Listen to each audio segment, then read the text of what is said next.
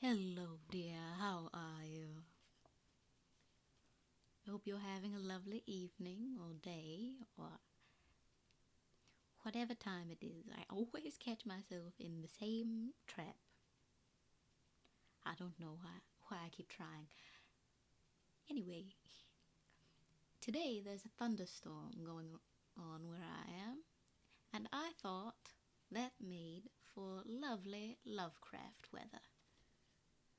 So I am going to read a few, not too many, Lovecraft short stories.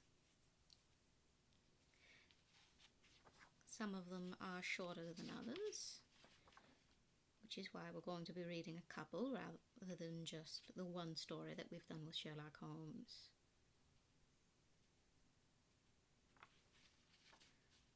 Now, a thing to remember about Lovecraft stories is Lovecraft was a very strange man in many ways.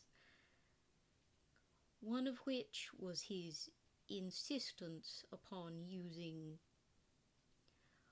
archaic and often very niche words.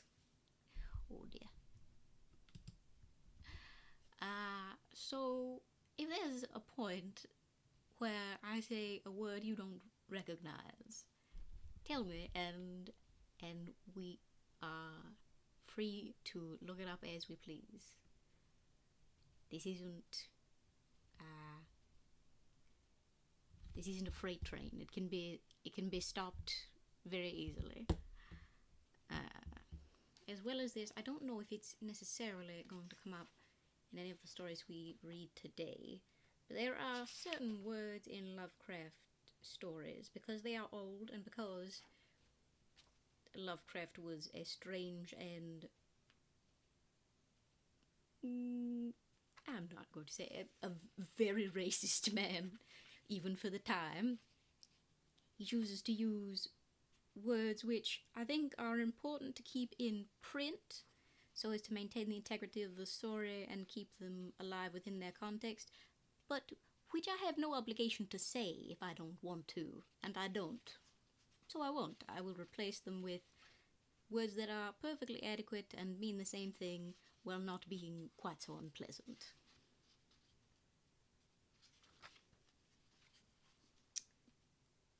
So, the first story we're going to read is Dagon.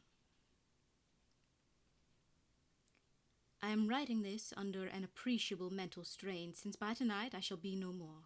Penniless and at the end of my supply of the drug which alone makes life endurable, I can bear the torture no longer, and shall cast myself from this garret window into the squalid street below. Do not think, from my slavery to morphine, that I am a weakling or a degenerate. When you have read these hastily scrawled pages, you may guess, though never fully realize, why it is that I must have forgetfulness or death. It was in one of the most open and least frequented parts of the broad Pacific that the packet of which I was supercargo fell a victim to the German sea raider. The Great War was then at its very beginning, and the enemy's navy had not reached its later degree of ruthlessness, so that our vessel was made a legitimate prize, whilst we of her crew were treated with all the fairness and consideration due us as naval prisoners. So liberal, indeed, was the discipline of our captors, that 5 days after we were taken I managed to escape alone in a small boat with water and provisions for a good length of time. When I finally found myself adrift and free, I had but little idea of my surroundings. Never a competent navigator, I could only guess vaguely by the sun and stars that I was somewhat south of the equator. Of the longitude I knew nothing, and no island or coastline was in sight. The weather kept fair, and for uncounted days I drifted aimlessly beneath the scorching sun, waiting either for some passing ship or to be cast on the shores of some habitable land. But neither ship nor land appeared, and I began to despair in my solitude upon the heaven vastness of unbroken blue. The change happened whilst I slept. Its details I shall never know, for my slumber, though troubled and dream-infested, was continuous. When at last I awakened, it was to discover myself half sucked into a slimy expanse of hellish black mire, which extended about me in monotonous undulations as far as I could see, and in which my boat lay grounded some distance away. Though one might well imagine that my first sensation would be of wonder at so prodigious and unexpected transformation of scenery, as I was in reality more horrified than astonished, for there was in the air and in the rotting soil a sinister quality which chilled me to the very core. The region was putrid with the carcasses of decaying fish and of other less describable things which I saw protruding from the nasty mud of the unending plain. Perhaps I should not hope to convey in mere words the unutterable hideousness that can dwell in absolute silence and barren immensity. There was nothing within hearing and nothing in sight save a vast reach of black slime, yet the very completeness of the stillness and the homogeneity of the landscape oppressed me with a nauseating fear. The sun was blazing down from a sky which seemed to me almost black in its cloudless cruelty, as though reflecting the inky marsh beneath my feet. As I crawled into the stranded boat, I realized that only one theory could explain my position. Through some unprecedented volcanic upheaval, a portion of the ocean floor must have been thrown to the surface, exposing regions which for innumerable millions of years had lain hidden under unfathomable watery depths. So great was the extent of the new land which had risen beneath me that I could not detect the faintest noise of the surging ocean strain my ears, as I might. Nor were there any seafowl to prey upon the dead things. For several hours I sat thinking or brooding in the boat, which lay upon its side and afforded a slight shade as the sun moved across the heavens. As the day progressed, the ground lost some of its stickiness and seemed likely to dry sufficiently for travelling purposes in a short time. That night I slept but little, and the next day I made for myself a pack containing food and water, preparatory to an overland journey in search of the vanished sea and possible rescue. On the third morning I found the soil dry enough to walk upon with ease. The odour of the fish was maddening, but I was too much considered with graver things to mind so slight an evil, and set out boldly for an unknown goal. All day I forged steadily westward, guided by a faraway hummock which rose higher than any other elevation on the rolling desert. That night I encamped, and on the following day still travelled toward the hummock, though that object seemed scarcely nearer than when I had first espied it. By the fourth evening I attained the base of the mound, which turned out to be much higher than it had appeared from a distance, an intervening valley setting it out in sharper relief from the general surface. Too weary to ascend, I slept in the shadow of the hill. I know not why my dreams were so wild that night, but ere the waning and fantastically gibbous moon had risen far above the eastern plain, I was awake in a cold perspiration, determined to sleep no more. Such visions as I had experienced were too much for me to endure again, and in the glow of the moon I saw how unwise I had been to travel by day. Without the glare of the parching sun, my journey would have cost me less energy. Indeed, I now felt quite able to perform the ascent which had deterred me at sunset. Picking up my pack, I started for the crest of the eminence. I have said that the unbroken monotony of the rolling plain was a source of vague horror to me, but I think my horror was greater when I gained the summit of the mound and looked down the other side into an immeasurable pit or canyon, whose black recesses the moon had not yet soared high enough to illumine. I felt myself on the edge of the world, peering over the rim into a fathomless chaos of eternal night. Through my terror ran the curious reminiscences of Paradise Lost and of Satan's hideous climb through the unfashioned realms of darkness. As the moon climbed higher in the sky, I began to see that the slopes of the valley were not quite so perpendicular as I had imagined. Ledges and outcroppings of rock afforded fairly easy footholds for a descent, whilst after a drop of a few hundred feet the declivity became very gradual. Urged on by an impulse which I cannot definitely analyze, I scrambled with difficulty down the rocks and stood on the gentler slope beneath, gazing into the Stygian deeps where no light had yet penetrated. All at once my attention was captured by a vast and singular object on the opposite slope, which rose steeply about 100 yards ahead of me, an object that gleamed whitely in the newly bestowed rays of the ascending moon. That it was merely a gigantic piece of stone I soon assured myself, but I was conscious of a distinct impression that its contour and location were not altogether the work of nature. A closer scrutiny filled me with sensations I cannot express, for despite its enormous magnitude and its position in an abyss which had yawned at the bottom of the sea since the world was young, I perceived beyond a doubt that the strange object was a well-shaped monolith whose massive bulk had known the workmanship and perhaps the worship of living and thinking creatures. Dazed and frightened, yet not without a certain thrill of the scientist's or archaeologist's delight, I examined my surroundings more closely. The moon, now near the zenith, shone weirdly and vividly above the towering steeps that hemmed in the chasm, and revealed the fact that a far-flung body of water flowed at the bottom, winding out of sight in both directions, and almost lapping at my feet as I stood on the slope. Across the chasm, the wavelets washed the base of the Cyclopean monolith, on whose surface I could now trace both inscriptions and crude sculptures. The writing was in a system of hieroglyphics unknown to me, and unlike anything I had ever seen in books, consisting for the most part of conventionalized aquatic symbols such as fishes, eels, octopi, crustaceans, mollusks, whales, and the like.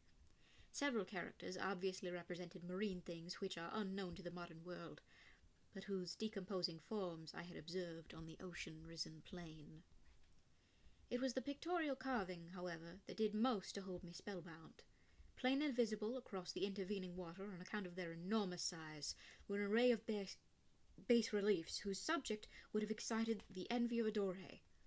I think that these things were supposed to depict men, at least, a certain sort of men, though the creatures were shown disporting like fishes in the waters of some marine grotto, or paying homage at some monolithic shrine, which appeared to be under the waves as well.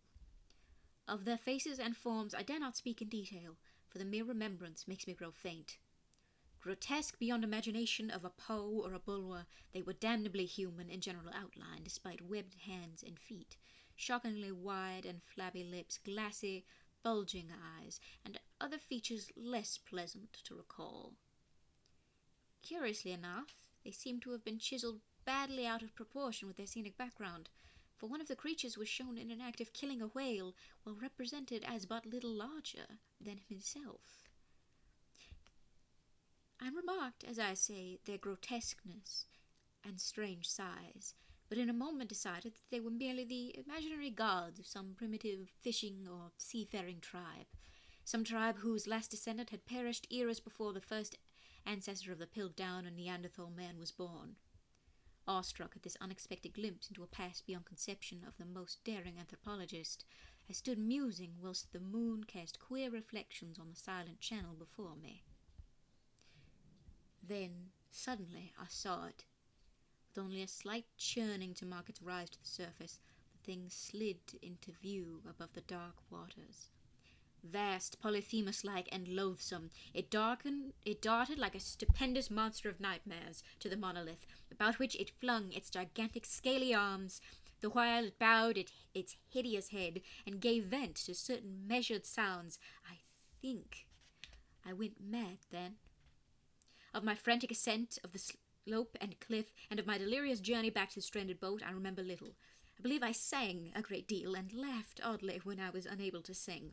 I have indistinct recollections of a great storm some time after I reached my boat. At any rate, I know that I heard peals of thunder and other tones which nature utters only in wild and terrible moods. When I came out of the shadows, I was in a San Francisco hospital, brought thither by the captain of the American ship which had picked up my boat in mid-ocean. In my delirium I had said much, but found my words had been given scant attention. Of the land upheaval in the Pacific, my rescuers knew nothing, nor did I deem it necessary to insist upon a thing which I knew they could not believe. Once I sought out a celebrated ethnologist, and amused him with peculiar questions regarding the ancient Philistine legend of Dagon, the fish god, but soon perceiving that he was hopelessly conventional, I did not press my inquiries. It is at night, especially when the moon is gibbous and waning, that I see the thing. I tried morphine, but the drug has given only transient surcease, and has drawn me into its clutches as a hopeless slave. So now I am to end matters, having written a full account for the information or the contemptuous amusement of my fellow men. Often I ask myself if it could not all have been a pure phantasm, a mere freak of fever as I lay sun-stricken and raving in the open boat after my escape from the German man-of-war. This I ask myself, but ever does there come before me a hideously vivid vision in reply. I cannot think of the deep sea without shuddering at the nameless things that may at this very moment be crawling and floundering on its slimy bed, worshipping their ancient stone idols, and carving their own detestable likenesses on submarine obelisks of water-soaked granite. I dream of a day when they may rise above the billows to drag down in their reeking talons the remnants of puny, war-exhausted mankind, of a day when the land shall sink and the dark ocean floor shall ascend amidst universal pandemonium. The end is near. I hear a noise at the door, as if some immense, slippery body lumbering against it. It shall not find me. God, that hand! The window! The window!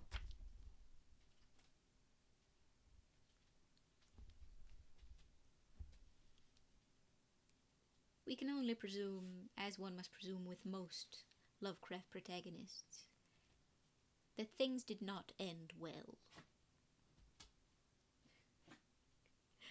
Oh my goodness. I'm going to get a drink of water, just a moment.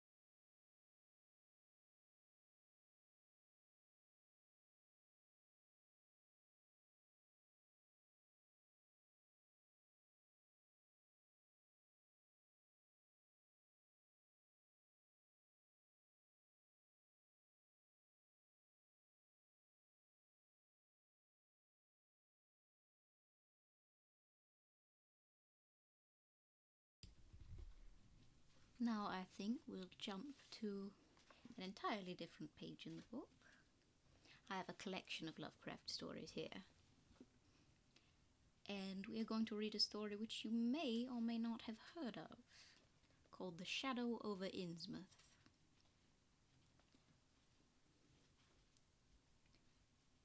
During the winter of 1927 to 28, officials of the federal government made a strange and secret investigation of certain conditions in the ancient Massachusetts seaport of Innsmouth. The public first learned of it in February, when a vast series of raids and arrests occurred, followed by the deliberate burning and dynamiting, under suitable precautions, of an enormous number of crumbling, worm-eaten, and supposedly empty houses along the abandoned waterfront. Uninquiring souls let this occurrence pass as one of the major clashes in a spasmodic war on liquor. Keener news followers, however, wondered at the prodigious number of arrests, the abnormally large, excuse you.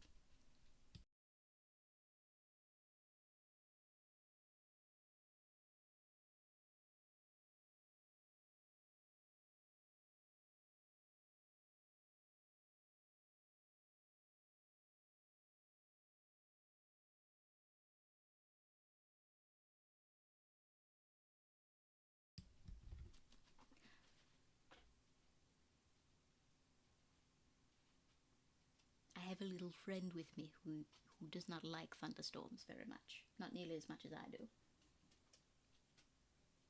You alright?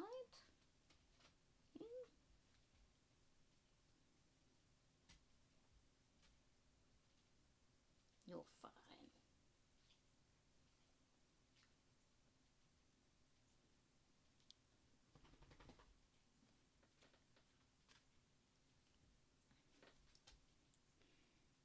Keener news followers, however, wondered at the prodigious number of arrests, the abnormally large force of men used in making them, and the secrecy surrounding the disposal of the prisoners.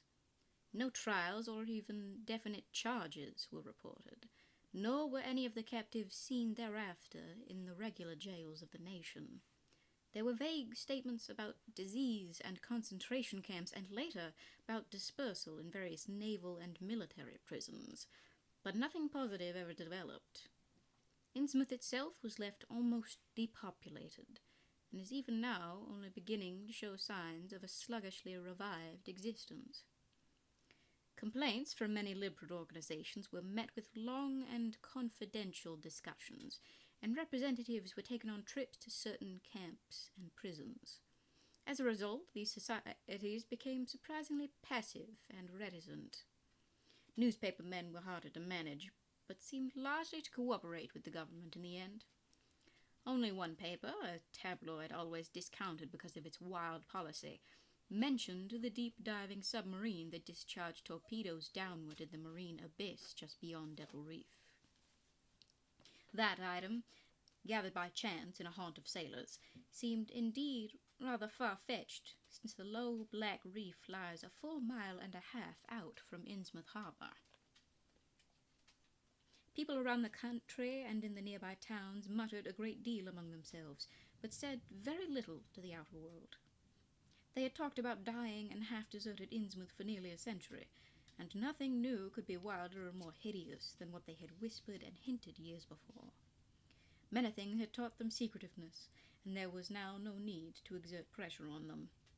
Besides, they really knew very little, for wide salt marshes, desolate and unpeopled, keep neighbours off from Innsmouth on the landward side.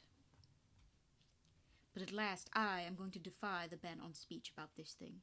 Results, I am certain, are so thorough that no public harm save a shock of repulsion could ever accrue from a hinting of what was found by those horrified raiders at Innsmouth. Besides, what was found might possibly have more than one explanation. I do not know just how much of the whole tale has been told even to me, and I have many reasons for not wishing to probe deeper.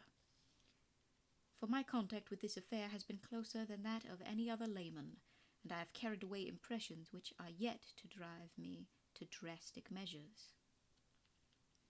It was I who fled frantically out of Innsmouth in the early morning hours of July 16, 1927, and whose frightened appeals for government inquiry and action brought on the whole reported episode.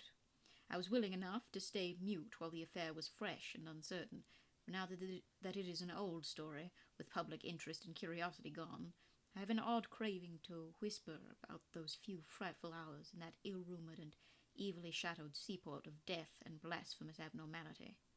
The mere telling helps me to restore confidence in my own faculties, to reassure myself that I was not simply the first to succumb to a contagious nightmare hallucination.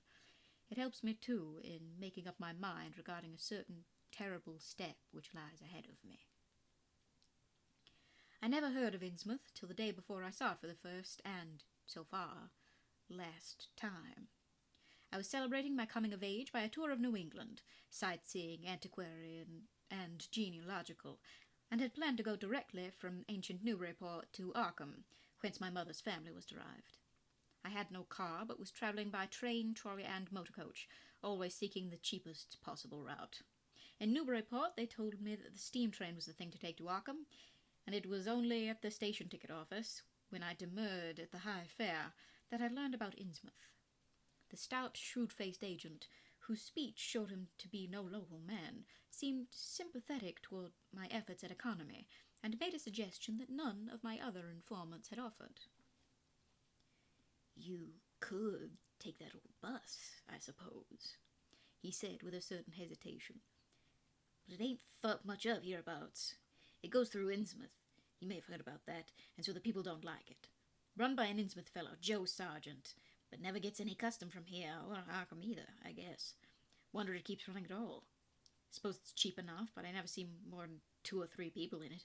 Nobody but those Innsmouth folks. Leave the square in front of Hammond's drugstore at 10 a.m. and 7 p.m. unless they've changed lately. Looks like a terrible rattletrap. I've never been on it."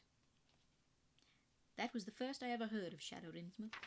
Any reference to a town not shown on common maps or listed in recent guidebooks would have interested me, and the agent's odd manner of allusion roused something like real curiosity. A town able to inspire such dislike in its neighbours, I thought, must be at least rather unusual and worthy of a tourist's attention. If it came before Arkham, I would stop off there, and so I asked the agent to tell me something about it. He was very deliberate, and spoke with an air of feeling slightly superior to what he said. "Innsmouth? Well, it's a queer kind of a town down at the mouth of the Monuxet. Used to be almost a city, quite a port before the War of 1812, but all gone to pieces in the last 100 years or so.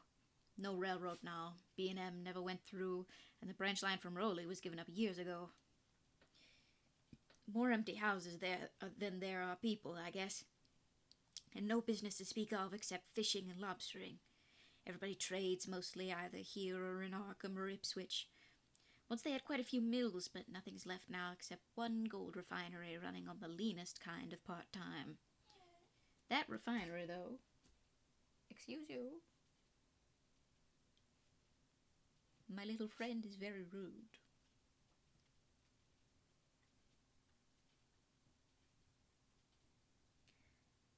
That refinery, though, used to be a big thing, and old man Marsh, who owns it, must be richer than Croesus.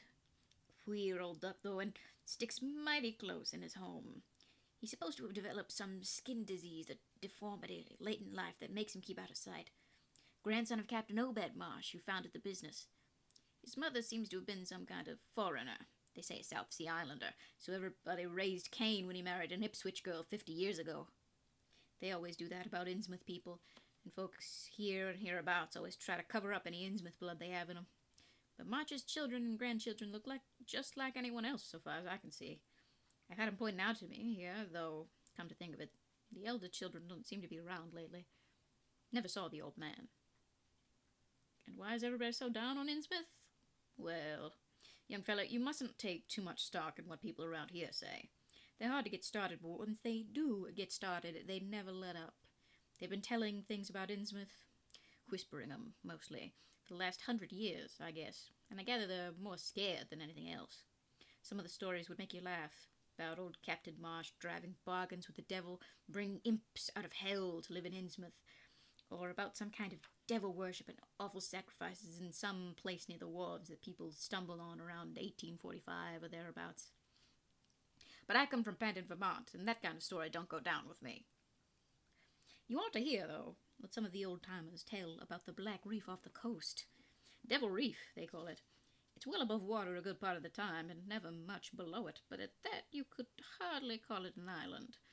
The story is that there's a whole legion of devils seen sometimes on that reef, sprawled about or darting in and out of some kind of caves near the top. It's a rugged, uneven thing, a good bit over a mile out, and toward the end of shipping days, sailors used to make big detours just to avoid it. That is, sailors that didn't hail from Innsmouth. One of the things they had against with Captain Marsh was that he was supposed to land on it sometimes at night when the tide was right. Maybe he did, for I dare say the rock formation was interesting, and it's just barely possible he was looking for pirate loot and maybe finding it. But there was talk of his dealing with demons there. Fact is, I guess on the whole, it was really the captain that gave the bad reputation to the reef. That was before the big epidemic of 1846, when over half the folks in Innsmouth was carried off. They never did quite figure out what the trouble was. It was probably some foreign kind of disease brought from China or somewhere by the shipping. It surely was bad enough. There was riots over it and all sorts of ghastly doings that I don't believe ever got outside of town. And it left the place in awful shape. Never came back. There can't be more than 300 or 400 people living there now.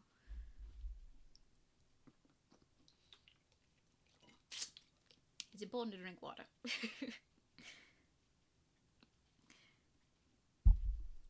But the real thing behind the way folks feel is simply race prejudice. I don't say I'm blaming those that hold it. I hate those Innsmouth folks myself, and I wouldn't dare to go to their town. How comforting. I suppose, though I can see you're a Westerner by your talk, what a lot of our New England ships used to do with the queer ports in Africa, Asia, and the South Seas, and everywhere else, and what queer kinds of people they sometimes brought back with them. You've probably heard about the sailor man that came home with a Chinese wife, and maybe you know there's still a bunch of Fiji Islanders somewhere around Cape Cod. Truly shocking.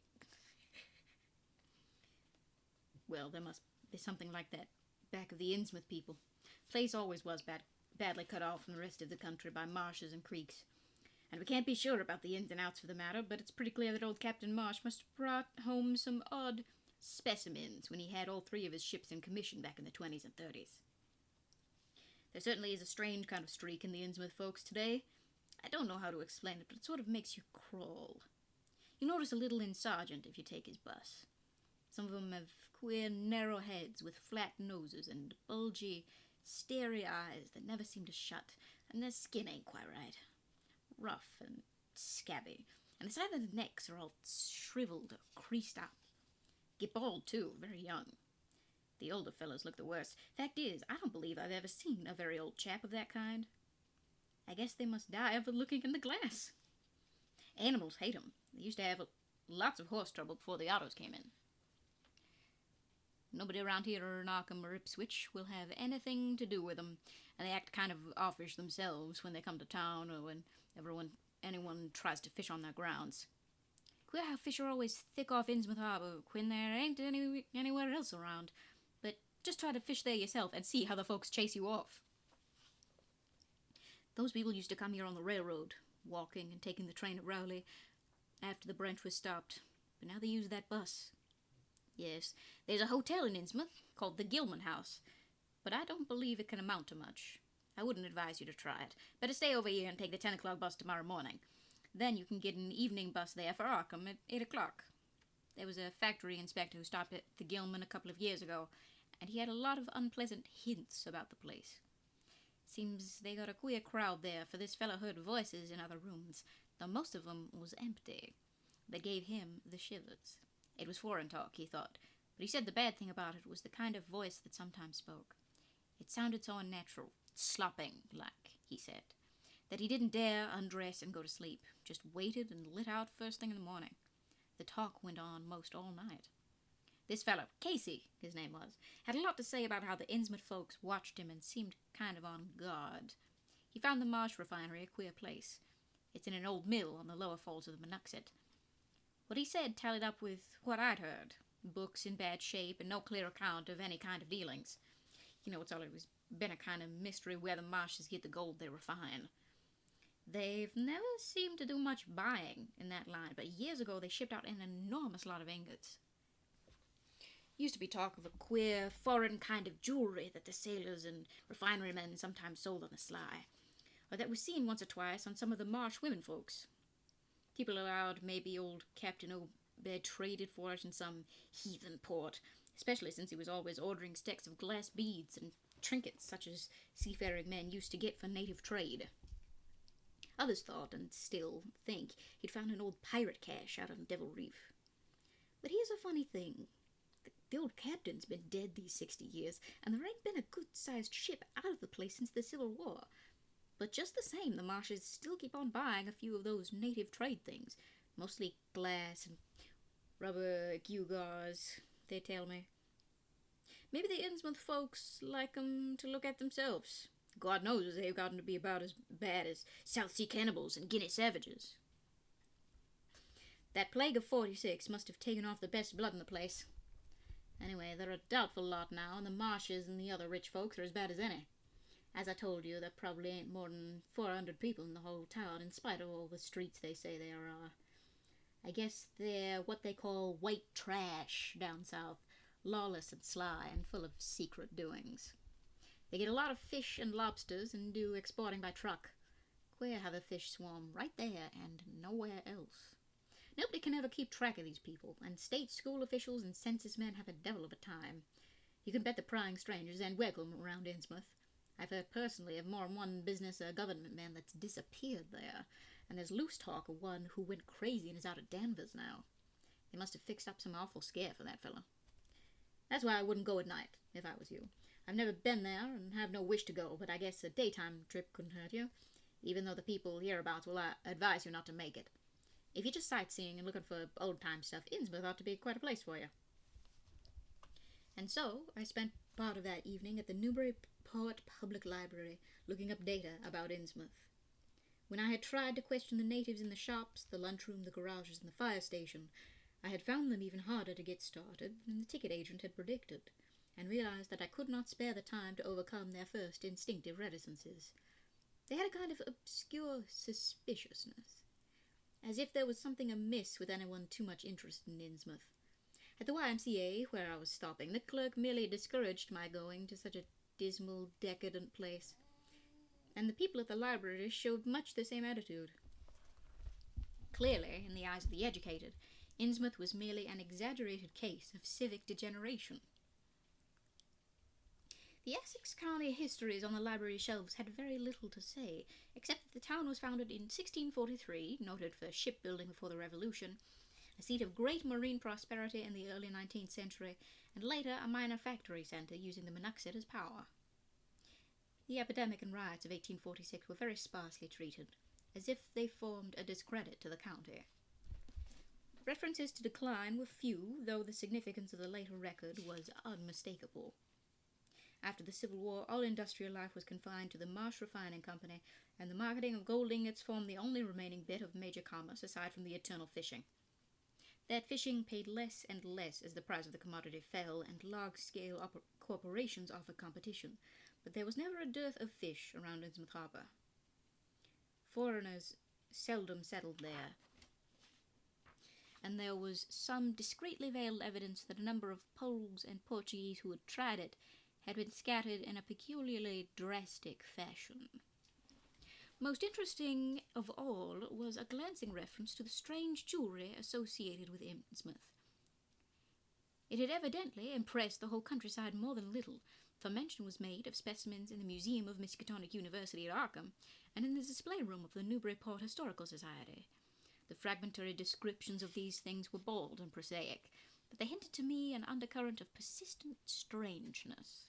Something about them seemed so odd and provocative that I could not put them out of my mind, and despite the relative lateness of the hour, I resolved to see the local sample, said to be a large, queerly proportioned thing, evidently meant for a tiara, if it could possibly be arranged. The librarian gave me a note of introduction to the curator of the society, a Miss Anna Tilton, who lived nearby, and after a brief explanation, that ancient gentlewoman was kind enough to pilot me into the closed building, since the hour was not outrageously late. The collection was a notable one indeed, but in my present mood I had eyes for nothing but the bizarre object which glistened in a corner cupboard under the electric lights. It took no excessive sensitiveness to beauty to make me literally gasp at the strange unearthly splendor of the alien, opulent fantasy that rested there on a purple velvet cushion. Even now I can hardly describe what I saw, though it was clearly enough a sort of tiara, as the description had said. It was tall in front, and with a very large and curiously irregular periphery, as if designed for a head of almost freakishly elliptical outline. The material seemed to be predominantly gold, though a weird, lighter lustrousness hinted at some strange alloy with an equally beautiful and scarcely identifiable metal. Its condition was almost perfect, and one could have spent hours in studying the striking and puzzlingly untraditional designs, some simply geometrical and some plainly marine, chased or moulded in high relief on its surface with a craftsmanship of incredible skill and grace. The longer I looked, the more the thing fascinated me, and in this fascination there was a curiously disturbing element hardly to be classified or accounted for. At first I decided that it was the queer, otherworldly quality of the art which made me uneasy.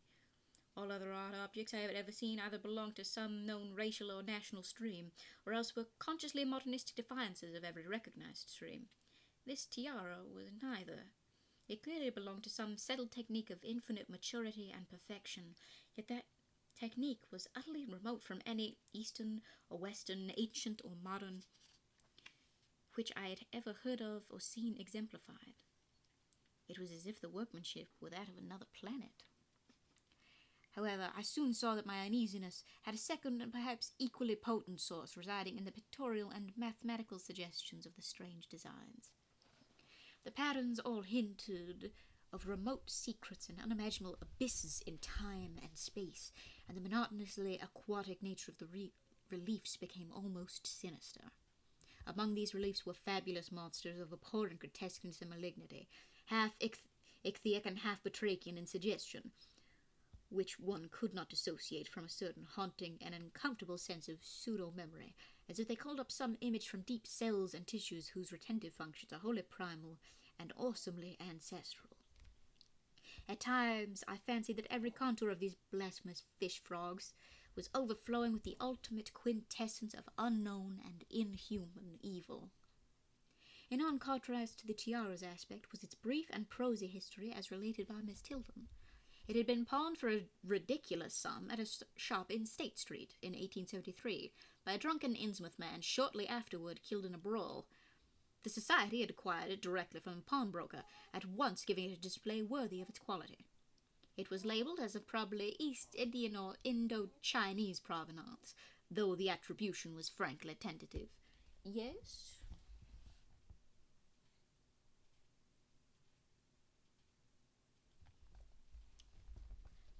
Apparently his only wish is to make little noises and resolve nothing.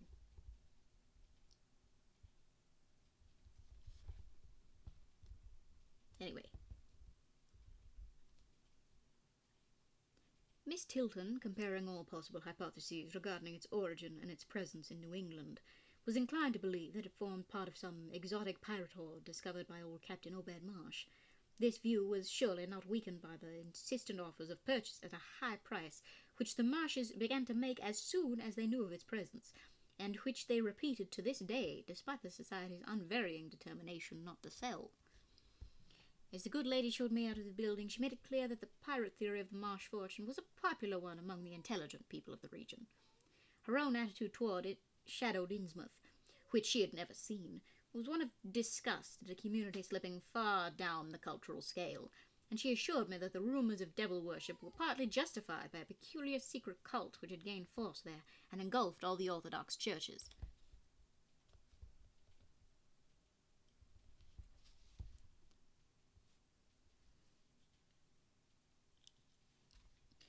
It was called, she said, the Esoteric Order of Dagon, and was undoubtedly a debased quasi-pagan thing imported from the East a century before, at a time when the Innsmouth fisheries seemed to be going barren.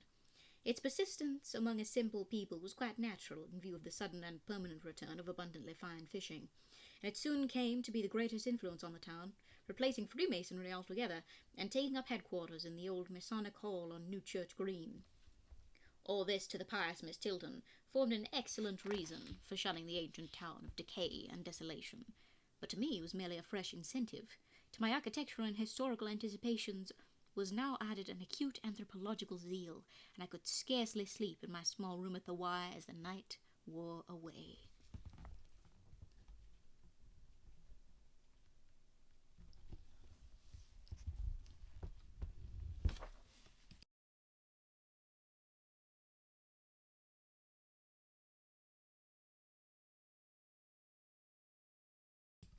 Does the microphone pick up the turning of the pages?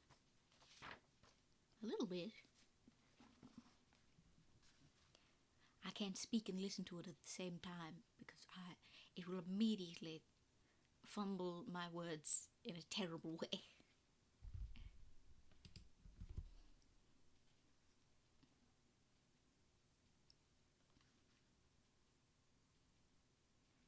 Shortly before 10 the next morning, I stood with one small valise in front of Hammond's drugstore in Old Market Square, waiting for the Innsmouth bus. As the hour for its arrival drew near, I noticed a general drift of the loungers to other places up the street, or to the ideal lunch across the square. Evidently, the ticket agent had not exaggerated the dislike which local people bore towards Innsmouth and its denizens. In a few moments, a small motor coach of extreme decrepitude and dirty grey colour rattled down State Street, made a turn, and drew up at the curb beside me. I felt immediately that it was the right one, I guess with the half-illegible sign on the windshield, Arkham, Innsmouth, Newport, soon verified. There were only 3 passengers, dark, unkempt men of sullen visage and somewhat youthful cast, and when the vehicle stopped, they clumsily shambled out and began walking up State Street in a silent, almost furtive fashion. The driver also alighted, and I watched him as he went to the drugstore to make some purchase. This, I reflected, must be the Joe Sargent mentioned by the ticket agent, and even before I noticed any details, there spread over me a wave of spontaneous aversion, which could be neither checked nor explained. It suddenly struck me as very natural that the local people should not wish to ride on a bus owned and driven by this man, or to visit any oftener than possible the habitat of such a man and his kinsfolk. When the driver came out of the store, I looked at him more carefully and tried to determine the source of my evil impression. He was a thin, stoop-shouldered man, not much under 6 feet tall, dressed in shabby blue civilian clothes and wearing a frayed grey golf cap. His age was perhaps 35, but the odd deep creases in the sides of his neck made him seem older when one did not study his dull, expressionless face. He had a narrow head, bulging, watery blue eyes that never seemed to wink, a flat nose, a receding forehead and chin, and singularly undeveloped ears. His long, thick lip and coarse-poured greyish cheeks seemed almost beardless, except for some sparse yellow hairs that straggled and curled in irregular patches. And in places the surface seemed queerly irregular, as if peeling from some cutaneous disease. His hands were large and heavily veined, and had a very unusual greyish-blue tinge. The fingers were strikingly short in proportion to the rest of the structure, and seemed to have a tendency to curl closely into the huge palm. As he walked toward the bus, I observed his peculiarly shambling gait, and saw that his feet were inordinately immense. The more I studied, the more I wondered how he could buy any shoes to fit them. A certain greasiness about the fellow increased my dislike. He was evidently given to working or lounging around the fish docks, and carried with him much of their characteristic smell. Just what foreign blood was in him I could not even guess. His oddities certainly did not look Asiatic, Polynesian, Levantine, or black, and yet I could see why the people found him alien. I myself would have thought of biological degeneration rather than alienage. I was sorry when I saw that there would be no other passengers on the bus. Somehow I did not like the idea of riding alone with this driver. But as leaving time obviously approached, I conquered my qualms and followed the man aboard, extending him a dollar bill and murmuring the single word, Innsmouth. He looked curiously at me for a second as he returned 40 cents change without speaking. I took a seat far behind him, but on the same side of the bus, since I wished to watch the shore during the journey. At length the decrepit vehicle started with a jerk and rattled noisily past the old brick buildings of State Street amidst a cloud of vapour from the exhaust. Glancing at the people on the sidewalks, I thought I detected in them a curious wish to avoid looking at the bus, or at least a wish to avoid seeming to look at it. Then we turned to the left into High Street, where the going was smoother, and flying by stately old mansions of the early Republic and still older colonial farmhouses, passing the Lower Green and Parker River, and finally emerging into a long, monotonous stretch of open shore country. The day was warm and sunny, but the landscape of sand, sedge-grass, and stunted shrubbery became more and more desolate as we approached. Out the window I could see the blue water and the sandy line of Plum Island, and we presently drew very near the beach as our narrow road veered off from the main highway to Rowley and Ipswich. There were no visible houses, and I could tell by the state of the road that traffic was very light hereabouts. The small, weather-worn telephone poles carried only 2 wires. Now and then we crossed crude wooden bridges over tidal creeks that wound far inland and promoted the general isolation of the region. Once in a while I noticed dead stumps and crumbling foundation walls above the drifting sand, and recalled the old tradition quoted in one of the histories I had read, that this was once a fertile and thickly settled countryside. The change, it was said, came simultaneously with the Innsmouth epidemic of 1846, and was thought by simple folk to have a dark connection with hidden forces of evil. Actually, it was caused by the unwise cutting of woodlands near the shore, which robbed the soil of its best protection and opened the way for waves of wind-blown sand. At last we lost sight of Plum Island and saw the vast expanse of the open Atlantic on our left. Our narrow course began to climb steeply, and I felt a singular sense of disquiet in looking at the lonely crest ahead, where the rutted roadway met the sky. It was as if the bus were about to keep on its ascent, leaving the sane earth altogether, and merging with the unknown arcana of upper air and cryptical sky. The smell of the sea took on ominous implications, and the silent driver's bent, rigid back and narrow head became more and more hateful. As I looked at him, I saw that the back of his head was almost as hairless as his face, having only a few straggling yellow strands upon a grey, scabrous surface. Then we reached the crest and beheld the outspread valley beyond, where the Monoxet joins the sea just north of a long line of cliffs that culminate in Kingsport Head and veer off toward Cape Ann.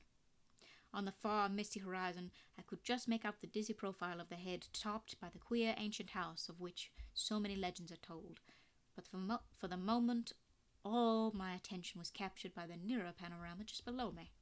I had, I realized, come face to face with rumour-shadowed Innsmouth. It was a town of wide extent and dense construction, yet one with a portentous dearth of visible life. From the tangle of chimney pots scarcely a wisp of smoke came, and the 3 tall steeples loomed stark and unpainted against the seaward horizon. One of them was crumbling down at the top, and in that and another there were only black gaping holes where clock dials should have been.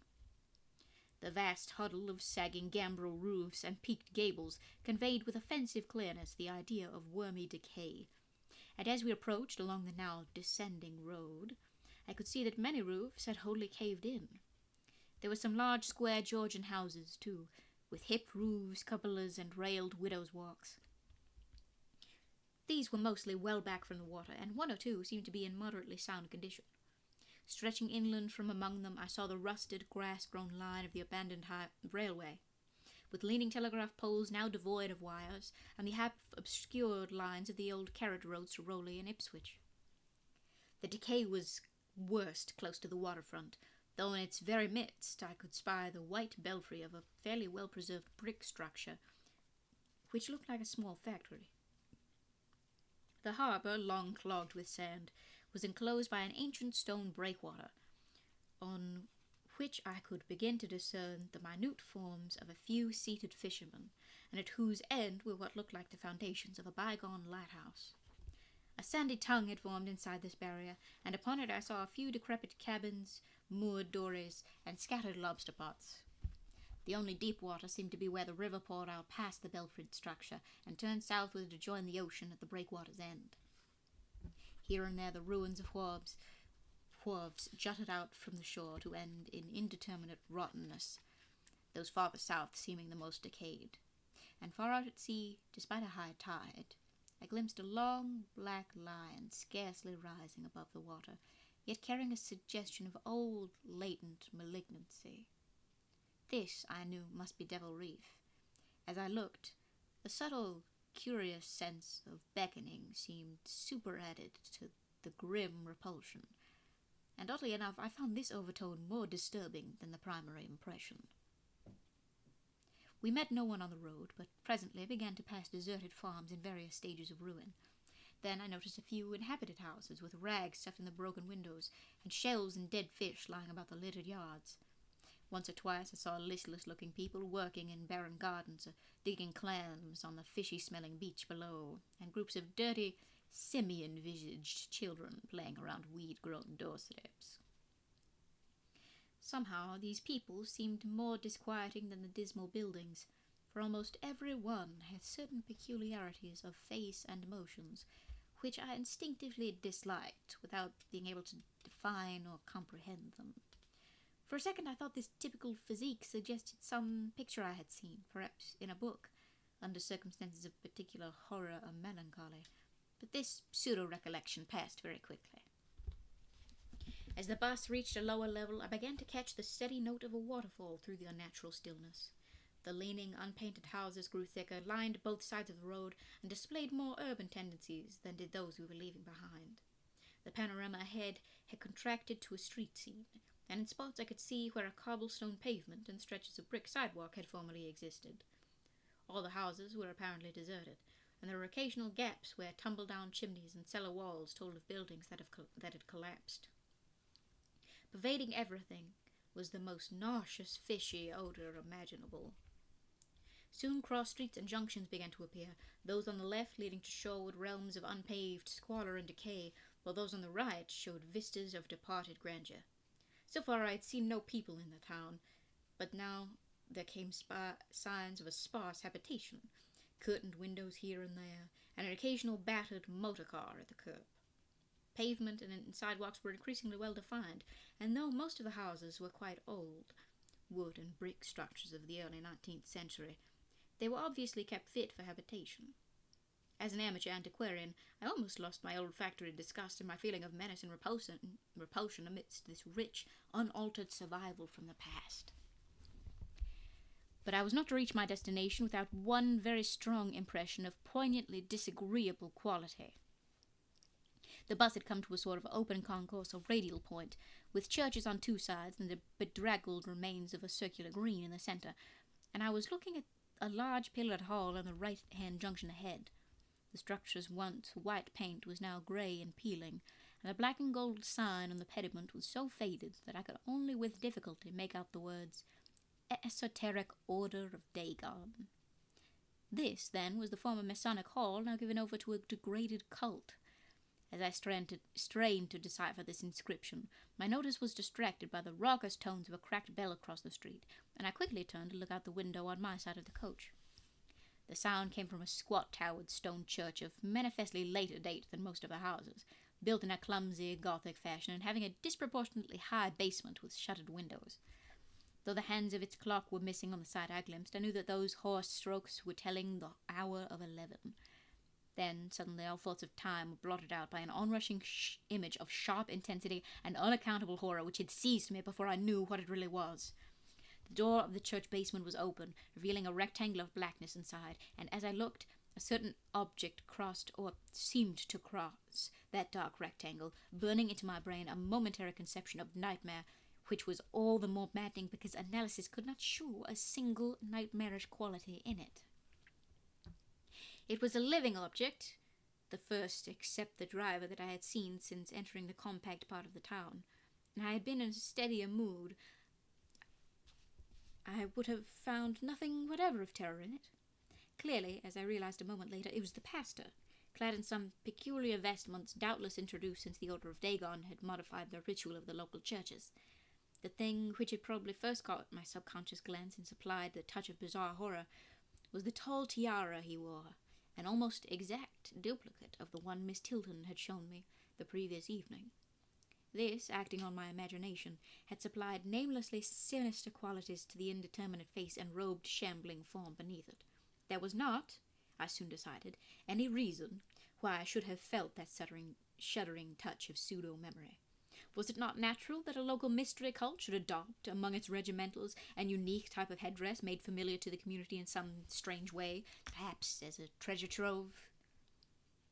A very thin sprinkling of repellent-looking youngish people now came visible on the sidewalks. Lone individuals and silent knots of 2 or 3. The lower floors of the crumbling houses sometimes harbored small shops with dingy signs, and I noticed a parked truck or two as we rattled along. The sound of waterfalls became more and more distinct, and presently I saw a fairly deep river gorge ahead, spanned by a wide, iron-railed highway bridge, beyond which a large square opened out. As we clanked over the bridge, I looked out on both sides and observed some factory buildings on the edge of the grassy bluff or part way down. The water far below was very abundant, and I could see 2 vigorous sets of falls upstream on my right, and at least one downstream on my left. From this point the noise was quite deafening.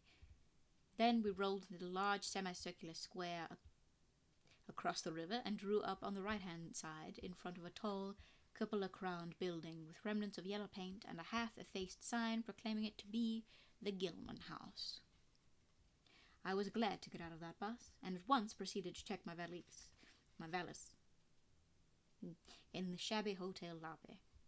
There was only one person in sight, an elderly man without what I had come to call the Innsmouth look, and I decided not to ask him any of the questions which bothered me, remembering that odd things had been noticed in the hotel.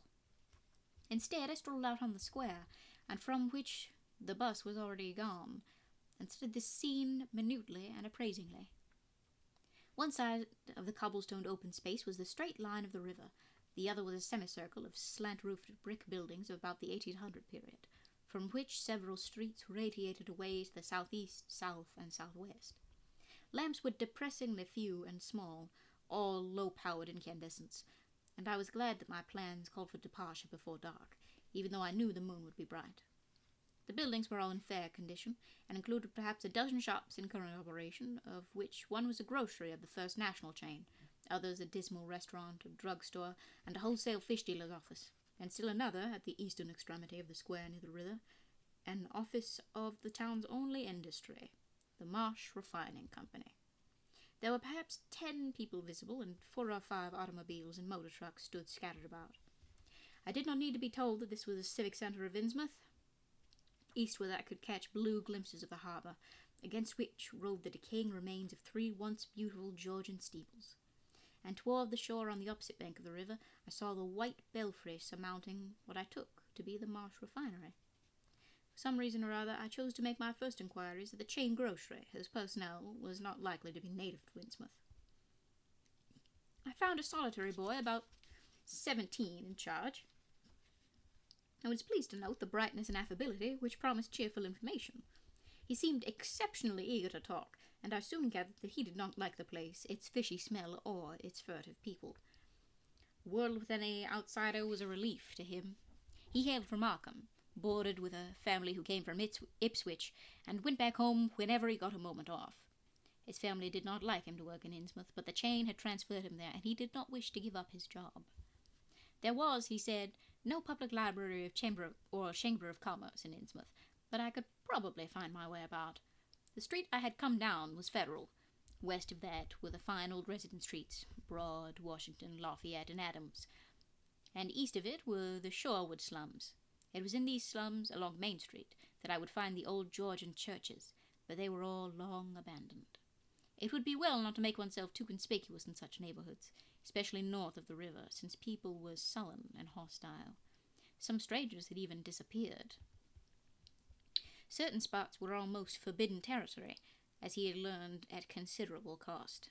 One must not, for example, linger much around the Marsh Refinery, or around any of the still used churches, or around the pillared Order of Dagon Hall at New Church Green.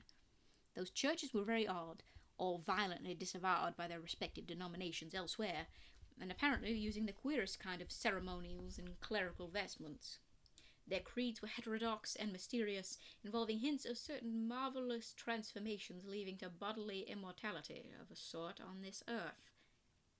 The youth's own pastor, Dr. Wallace of Asbury M.E. Church in Arkham, had gravely urged him not to join any church in Innsmouth. As for the Innsmouth people, the youth hardly knew what to make of them. They were as furtive and seldom seen as animals that live in burrows, and one could hardly imagine how they passed the time apart from their desultory fishing. Perhaps, judging from the quantities of bootleg liquor they consumed, they lay for most of the daylight hours in an alcoholic stupor. They seemed sullenly banded together in some sort of fellowship and understanding, despising the world as if they had access to other and preferable spheres of entity. Their appearance, especially those staring, unwinking eyes which one never saw shut, was certainly shocking enough, and their voices were disgusting. It was awful to hear them chanting in their churches at night, and especially during their main festivals or revivals, which fell twice a year on April 30th and October 31st. They were very fond of the water, and swam a great deal in both river and harbour. Swimming races out to Devil Reef were very common, and everyone in sight seemed well able to share in this arduous sport. When one came to think of it, it was generally only rather young people who were seen about in public, and of these the oldest were apt to be the most tainted-looking. When exception did occur, they were mostly persons with no trace of aberrancy, like the old clerk at the hotel. One wondered what became of the bulk of the older folk, and whether the Innsmouth look were not a strange and insidious disease phenomenon which increased its hold as years advanced.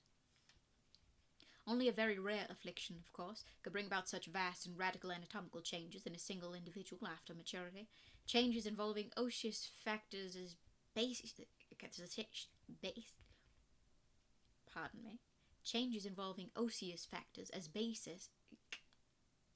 as the shape of the skull.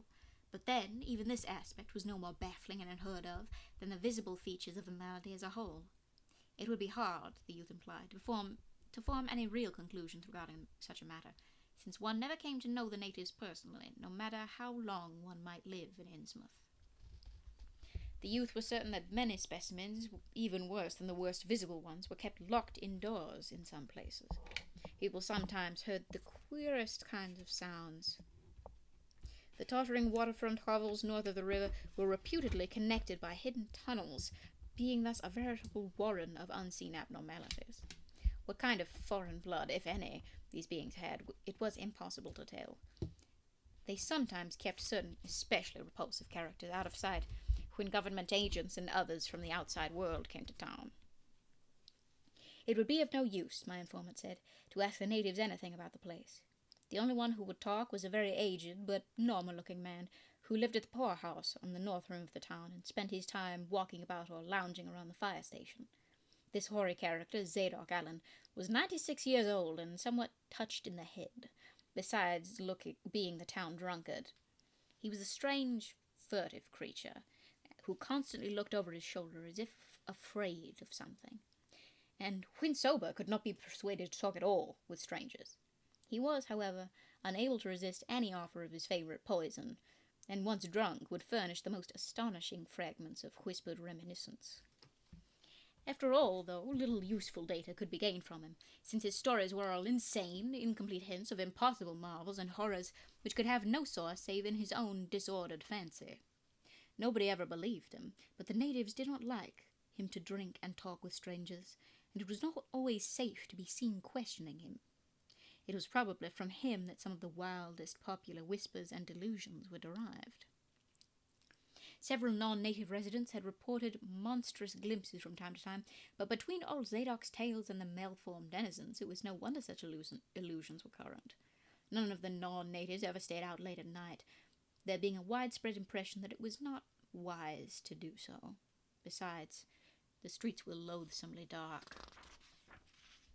As for business, the abundance of fish was certainly almost uncanny, but the natives were taking less and less advantage of it.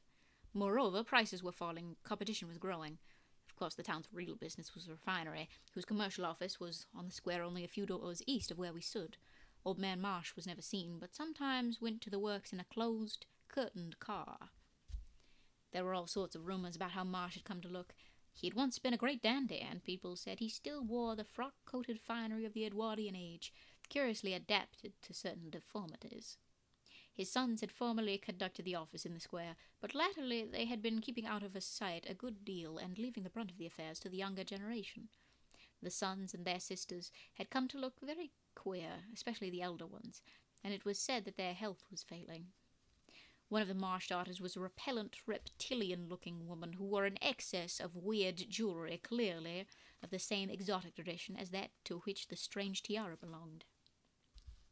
My informant had noticed it many times, and had heard it spoken of as coming from some secret horde, either of pirates or of demons.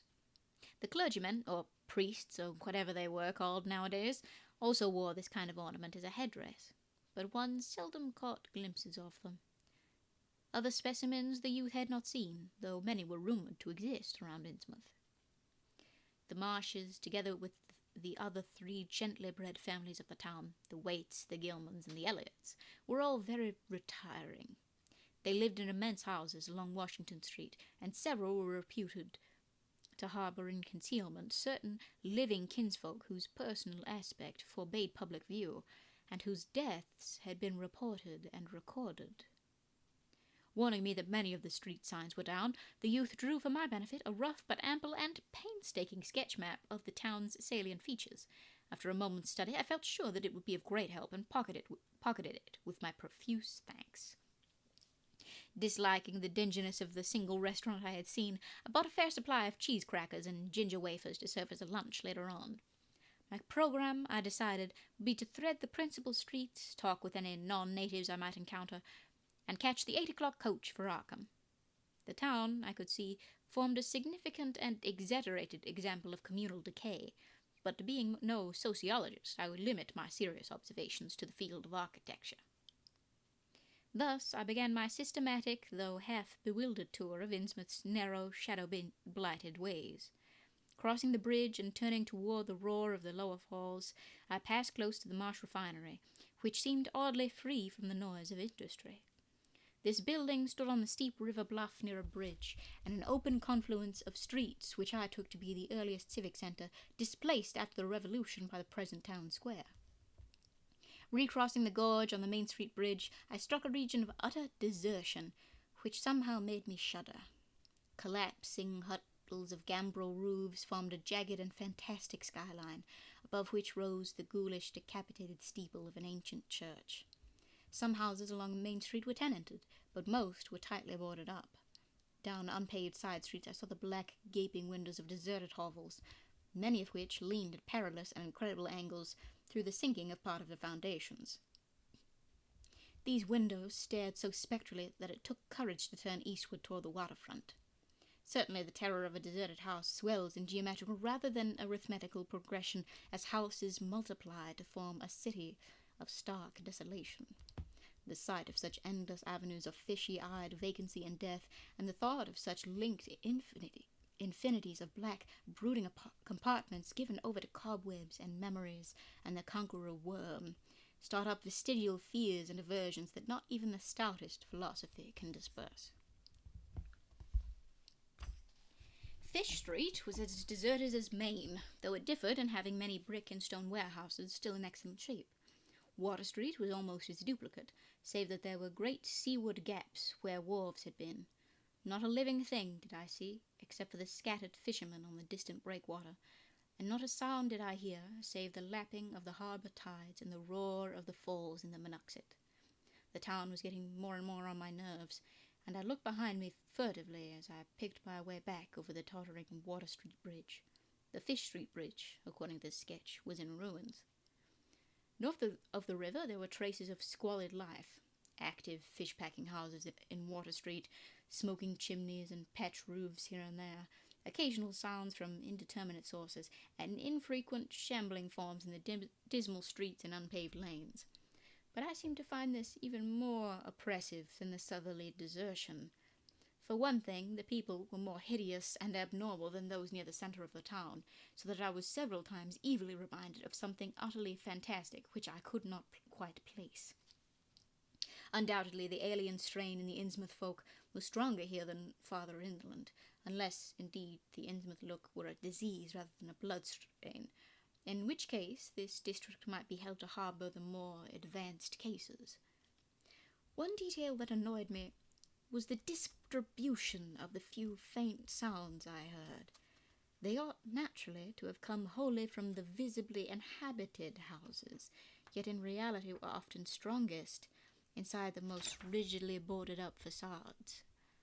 There were creakings, scurryings, and hoarse, doubtful noises, and I thought uncomfortably about the hidden tunnel suggested by the grocery boy. Suddenly I found myself wondering what the voices of those denizens would be like. I had heard no speech so far in this quarter, and was unaccountably anxious not to do so. Pausing only long enough to look at two fine but ruinous old churches at Main and Church Streets, I hastened out of that vile waterfront slum.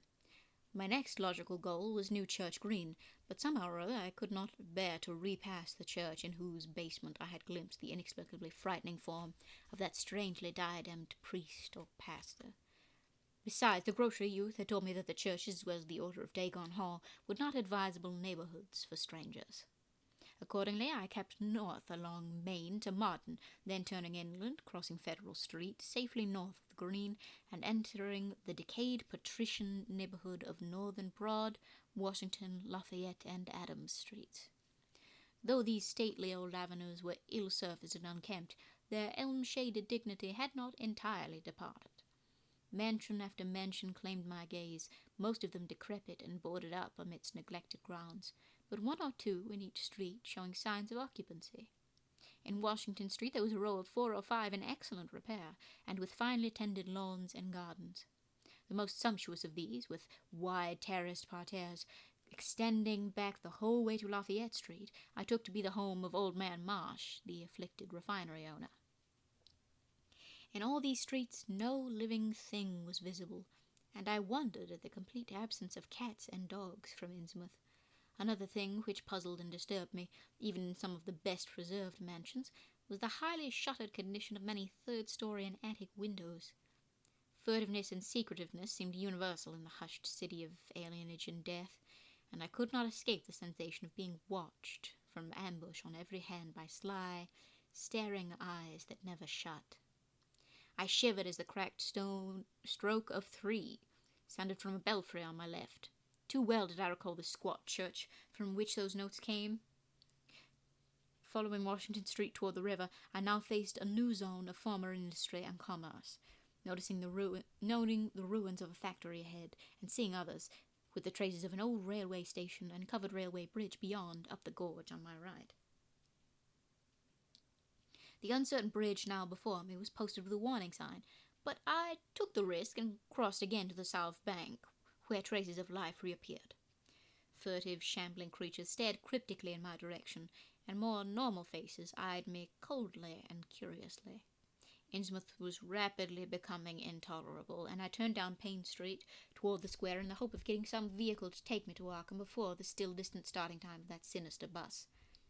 It was then that I saw the tumble-down fire station on my left, and noticed the red-faced, bushy-bearded, watery-eyed old man in nondescript rags who sat on a bench in front of it, talking with a pair of unkempt but not abnormal-looking firemen. This, of course, must be Zadok Allen, the half-crazed, licorice nonagenarian whose tales of old Innsmouth and its shadow were so hideous and incredible.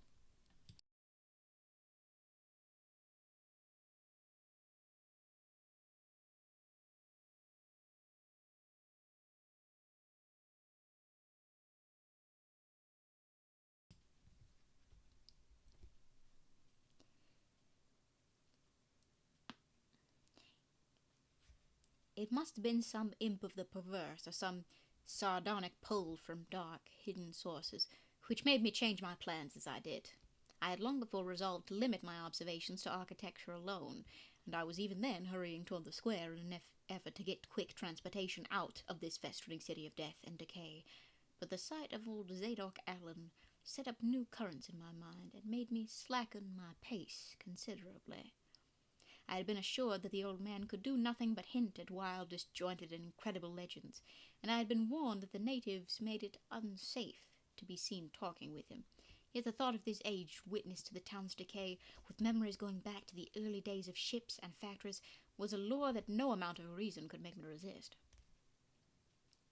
After all, the strangest and maddest of myths are often merely symbols or allegories based upon truth, and old Zadok must have seen everything which went on around Innsmouth for the last 90 years. Curiosity flared up beyond sense and caution, and in my youthful egotism I fancied I might be able to sift a nucleus of real history from the confused, extravagant outpouring I would probably extract with the aid of raw whiskey. I knew that I could not accost him then and there, for the fireman would surely notice and object. Instead, I reflected I would prepare by getting some bootleg liquor at a place where the grocery boy had told me it was plentiful. Oh my goodness. Then I would loaf near the fire station in apparent casualness, and fall in with old Zadok after he had started on one of his frequent rambles. The youth said that he was very restless, seldom sitting around the station for more than an hour or two at a time. A quart bottle of whiskey was easily, though not cheaply, obtained in the rear of a dingy variety store just off the square in Elliot Street. The dirty-looking fellow who waited on me had a touch of the staring Innsmouth look, but was quite civil in his way, being perhaps used to the custom of such convivial strangers, truckmen, gold-buyers, and the like, as were occasionally in town. Re-entering the square, I saw that luck was with me, for, shuffling out of Payne Street around the corner of the Gilman house, I glimpsed nothing less than the tall, lean, tattered form of old Zadok Allen himself. In accordance with my plan, I attracted his attention by brandishing my newly purchased bottle, and soon realized that he had begun to shuffle wistfully after me as I turned into Waite Street on my way to the most deserted region I could think of. I was steering my course by the map the grocery boy had prepared, and was aiming for the wholly abandoned stretch of southern waterfront which I had previously visited. The only people in sight there had been the fishermen on the distant breakwater, and by going a few squares south I could get beyond the range of these, finding a pair of seats on some abandoned wharf, and being free to question old Zadok unobserved for an indefinite time. Before I reached Main Street, I could hear a faint and wheezy, "Hey, mister," behind me, and I presently allowed the old man to catch up and take copious pulls from the quart bottle. I began putting out feelers as we walked along to Water Street, and turned southward amidst the omnipresent desolation and crazily tilted ruins, but found that the aged tongue did not loosen as quickly as I had expected. At length I saw a grass-grown opening toward the sea between crumbling brick walls, with a weedy length of an earth and masonry wharf projecting beyond. Piles of moss-covered stones near the water promised favourable seats, and the scene was sheltered from all possible view by a ruined warehouse on the north. Here, I thought, was the ideal place for a long, secret colloquy, so I guided my companion down the lane and picked off spots to sit in among the mossy stones. The air of death and desertion was ghoulish, and the smell of fish almost insufferable, but I was resolved to let nothing deter me. About 4 hours remained for conversation if I were to catch the 8 o'clock coach for Arkham, and I began to dole out more liquor to the ancient tippler, meanwhile eating my own frugal lunch. In my donations I was careful not to overshoot the mark, for I did not wish Zadok's vinous garrulousness to pass into a stupor. After an hour his furtive taciturnity showed signs of disappearing, but much to my disappointment he still sidetracked my questions about Innsmouth and its shadow-haunted past. He would babble of current topics, revealing a wide acquaintance with newspapers and a great tendency to philosophize in a sententious village fashion. I hear the calls of my other little friend. Pardon me a moment.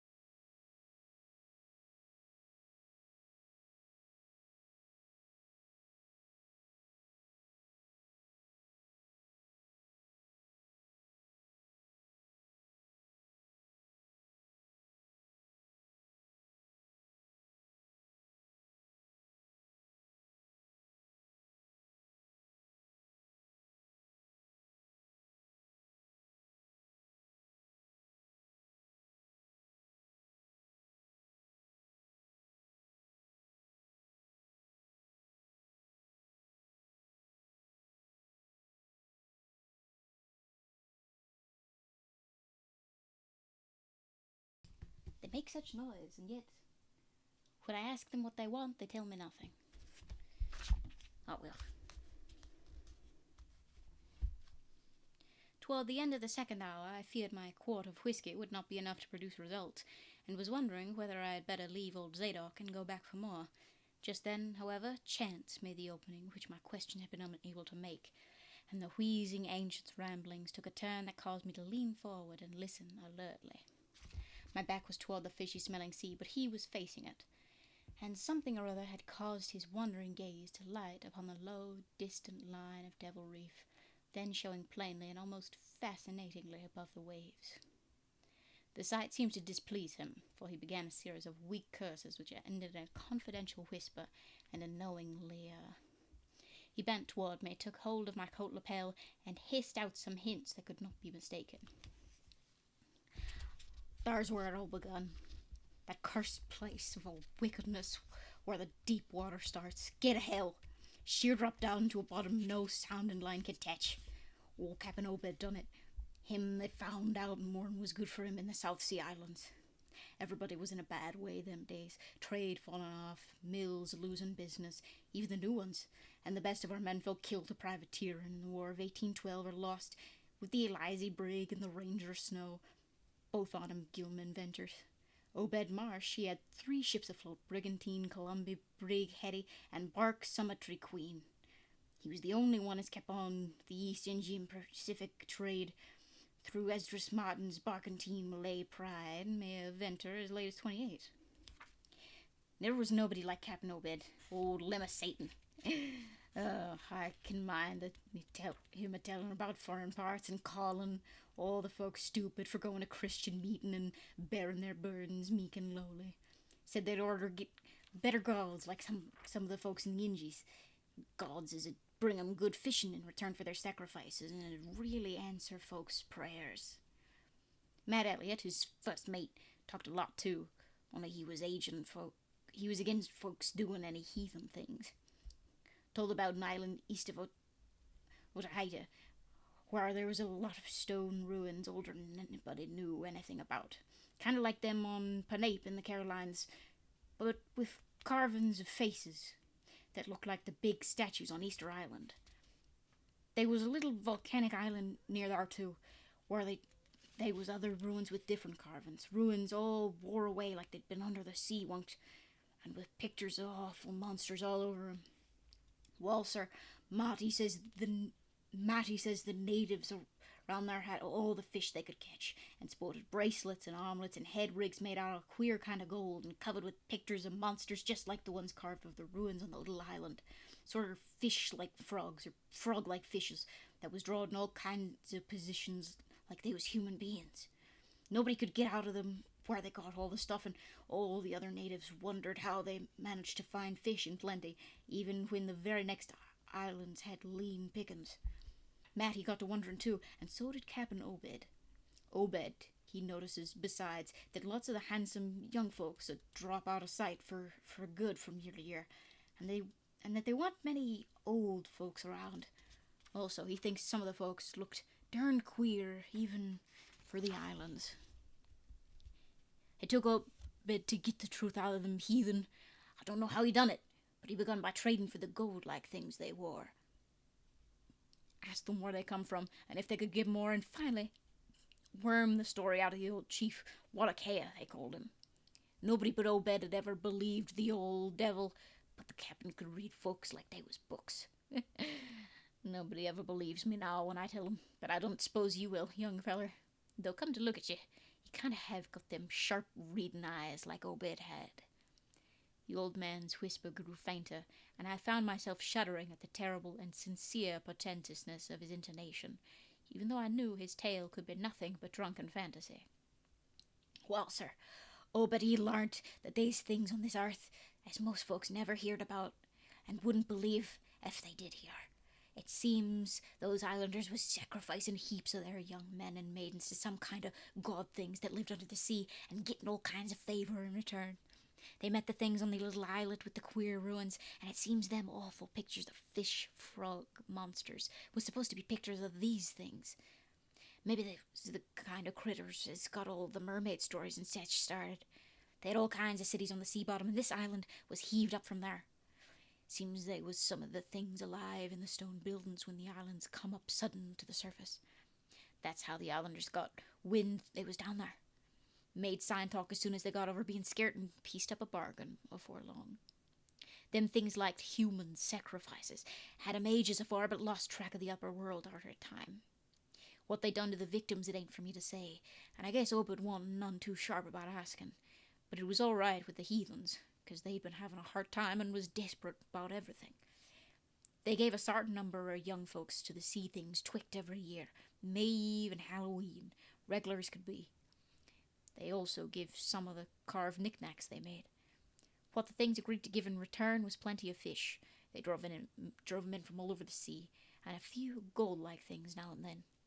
Well, as I say, the natives met the things on the little volcanic islet, going there in canoes with the sacrifices, etc., and bringing back any of the gold-like jewels as was coming to 'em. At first the things didn't go on to the main island, but after a time they come to want to. Seems they hankered out and mixing with the folks and having joint ceremonies on the big days, May Eve and Halloween. You see, they was able to live both in and out of water, what they call amphibians, I guess. The islanders told them as how folks from the other islands might want to wipe 'em out if they got wind of their being there, but they says they don't care much, 'cause they could wipe out the whole brood of humans if they was willing to bother. That is, any as didn't have certain signs such as was used once by the lost old ones, whoever they was. But not wanting to bother, they'd lay low when anybody visited the island. When it came to mating with them toad-looking fishes, the islanders kind of balked, but finally they learnt something as put a new face on the matter. Seems that human folks has got a kind of relation to such water beasts, and everything alive come out of the water once, and only need a little change to go back again. Them things told the islanders that if they mixed bloods there'd be children as'd look human at first, but later turn more and more like these things, till finally they take to the water and join the main lot of things down there. And this is the important part, young feller. Them is turned into fish things and went into the water. Wouldn't never die. Them things never died except they was killed violent. Well, sir, it seems by the time Obed knowed them islanders, they was all full of fish blood from them deep water things.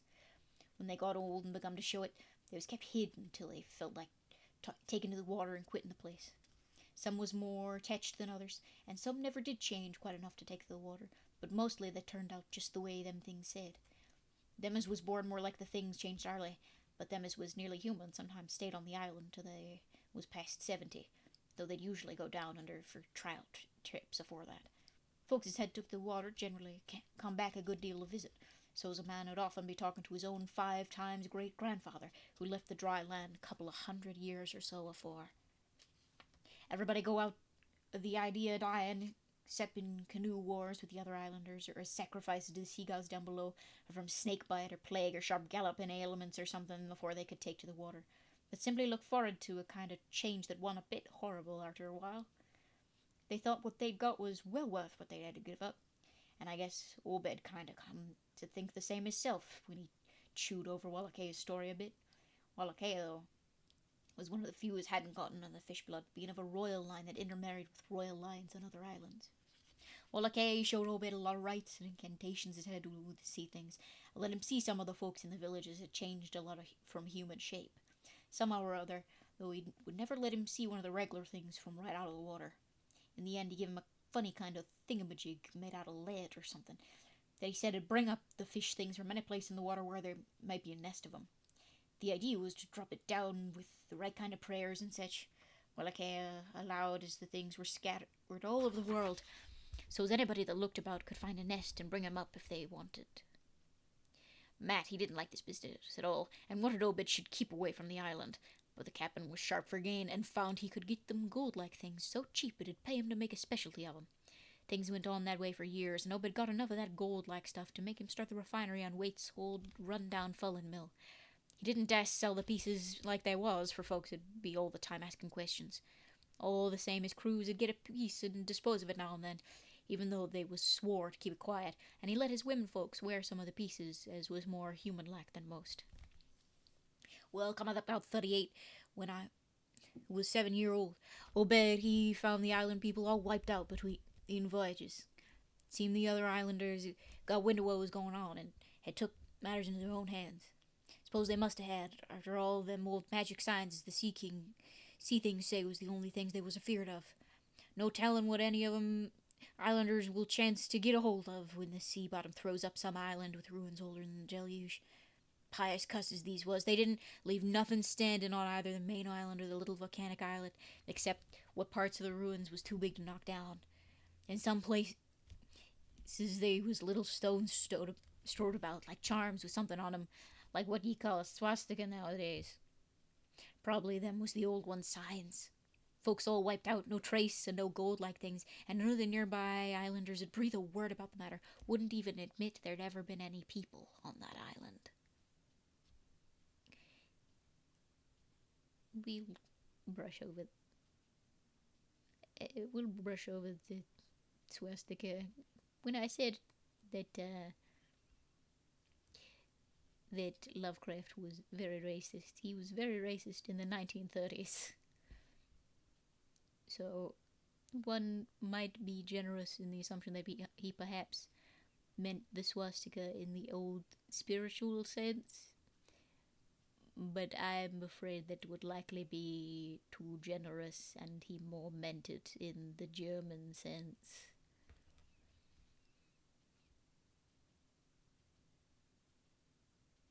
Well, anyway, that naturally hit Obed pretty hard, seeing his normal trade was doing very poor. It hit the whole of Innsmouth, too, because in seafaring days what profited the master of a ship generally profited the crew proportionate.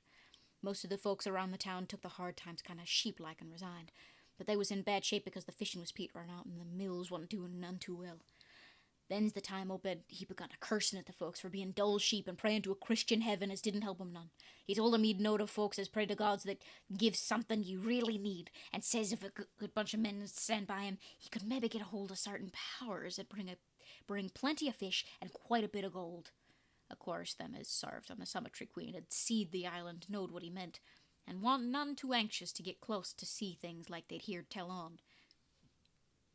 But them as didn't know what 'twas all about got kind of swayed by what Obed had to say, and begun to ask him what he could do to set him on the way to the faith as it bring him results. Here the old man faltered, mumbled, and lapsed into a moody and apprehensive silence, glancing nervously over his shoulder, and then turning back to stare fascinatedly at the distant black reef. When I spoke to him, he did not answer, so I knew I would have to let him finish the bottle. The insane yarn I was hearing interested me profoundly, for I fancied there was contained within it a sort of crude allegory based upon the strangeness of Innsmouth, and elaborated by an imagination once creative and full of scraps of exotic legend. Not for a moment did I believe that the tale had any really substantial foundation, but nonetheless the account had a hint of genuine terror, if only because it brought in references to strange jewels clearly akin to the malign tiara I had seen at Newburyport. Perhaps the ornaments had, after all, come from some strange island, and possibly the wild stories were lies of the bygone Obed himself, rather than of his antique toper.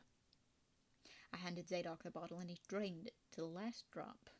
It was curious how he could stand so much whiskey, for not even a trace of thickness had come into his high, wheezy voice. He licked the nose of the bottle and slipped it into his pocket, then beginning to nod and whisper softly to himself. I bent close to catch any articulate words he might utter, and thought I saw a sardonic smile behind the stained, bushy whiskers. Yes, he was really forming words, and I could grasp a fair proportion of them. Poor Matt, he always was again it. Tried to line up the folks on his side, and had long talks with the preachers. No use. They'd run the congregational parson out of town, and the Methodist feller quit. Never was a mighty little critter. But I never did see Resolve Babcock, the Baptist parson, again. Wrath of Jehovah, I was a mighty little critter, but I heard what I heard, and seen what I seen. Dagon and Ashtoreth, Belial and Beelzebub, Golden Calf and the idols of Canaan, and the Philistines, Babylonish abominations, many, Tekel the parson. He stooped again, and from the look in his watery blue eyes, I feared he was close to a stupor after all.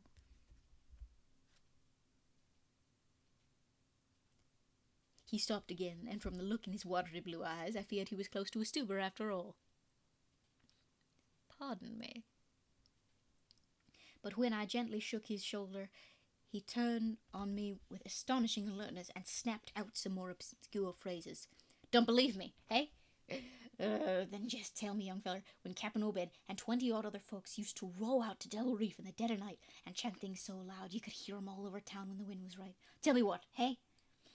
And tell me why Obed was always dropping heavy things down into the deep water to the other side of the reef, where the bottom shoots down like a cliff lowering you can sound.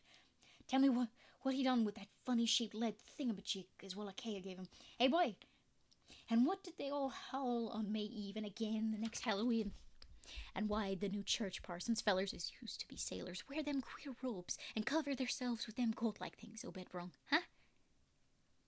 The watery blue eyes were almost savage and maniacal now, and the dirty white beard bristled electrically. Old Zadok probably saw me shrink back, for he began to cackle evilly. Beginning to see, hey? Maybe he'd like to been me in them days, when I'd see things at night out to sea from the cupola top of my house, when I can tell you little pitchers have big ears, and I wasn't missing nothing of what was gossiped about Captain Obed and the folks out to the reef. How about the night I took my pa's ship's glass up to the cupola and seed the reef a bristling thick with shapes that dove off quick soon's the moon rise. Obed and the folks was in a dory, but them shapes dove off the far side in the deep water and never come up. How'd you like to be a little shaver up alone in a cupola, watching shapes as want human shapes, eh? The old man was getting hysterical, and I began to shiver with a nameless alarm. He laid a gnarled claw on my shoulder, and it seemed to me that its shaking was not altogether that of mirth. Suppose one night you see something heavy heaved off an Obed's dory beyond the reef, and then learn next day a young feller was missing from home. Hey? Did anybody ever see Hide a Hair Hiram Gilman again? Did they? And Nick Pierce? And Llewellyn Waite? And Adairam Southwick? And Henry Garrison? Hey? Shapes talking sign language with their hands. Them as had real hands. Well, sir, that was the time Obed begun to get on his feet again. Folks see his 3 daughters a wearing gold like things as nobody'd never seen 'em before. And smoke started coming out of the refinery chimbley. Other folks was prospering too. Fish begun to swarm into the harbour fit to kill, and heaven knows what size cargoes we'd begun to ship out of Newburyport, Arkham, and Boston. 'Twas then Obed got the old branch railroad put through. Some Kingsport fishermen heard about the catch and come up in sloops, but they was all lost. Nobody never see 'em again. And just then our folks organized the Esoteric Order of Dagon and bought Masonic Hall off and Cavalry Commandery for it. Matt Elliott was a mason and again the selling, but he dropped out of sight just then. Remember, I ain't saying Obed was set on heaven things just like they was on that isle. I don't think he aimed at fuss to do no mixing nor raise no young'uns to take to the water and turn into fishes with eternal life. He wanted them gold things and was willing to pay heavy, and I guess the others were satisfied for a while. Come in 46, the town done some looking and thinking for itself. Too many folks missing, too much wild preaching at meeting of a Sunday, too much talk about that reef. I guess I done a bit by telling Selectman Murray what I seen from the couple. There was a party one night as followed Obed's crowd out to the reef, and I heard shots between the dories. Next day, Obed and 32 others was in jail, with everybody wondering just what was afoot and just what charge against him could get to hold. God, if anybody'd looked ahead a couple of weeks later, when nothing had been thrown into the sea for that long. Zadok was showing signs of fright and exhaustion, and I let him keep silence for a while, though glancing apprehensively at my watch. The tide had turned and was coming in now, and the sound of the waves seemed to arouse him. I was glad of that tide, for at high water the fishy smell might not be so bad. Again I strained to catch his whispers. That awful night, I seed 'em. I was up in the couple of hordes of 'em, swarms of 'em, all over the reef and swimming up the harbour into the monoxide. God, what happened in the street of Innsmouth that night? They rattled our door, but Pa wouldn't open. Then he clumb out the kitchen winder with his musket to find Selectman Murray and see what he could do. Mounds of the dead and the dying, shots and screams, shouting in the old square and town square and New Church Green. Jail throwed open, proclamation, treason. Called it the plague when folks come in, found half our people missing. Nobody left but them, and as a join in with Obed and them things, or else keep quiet.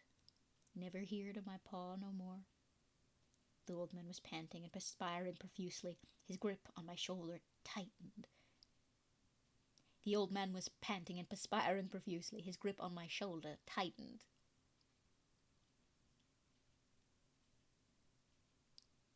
Everything cleaned up in the morning, but there were traces.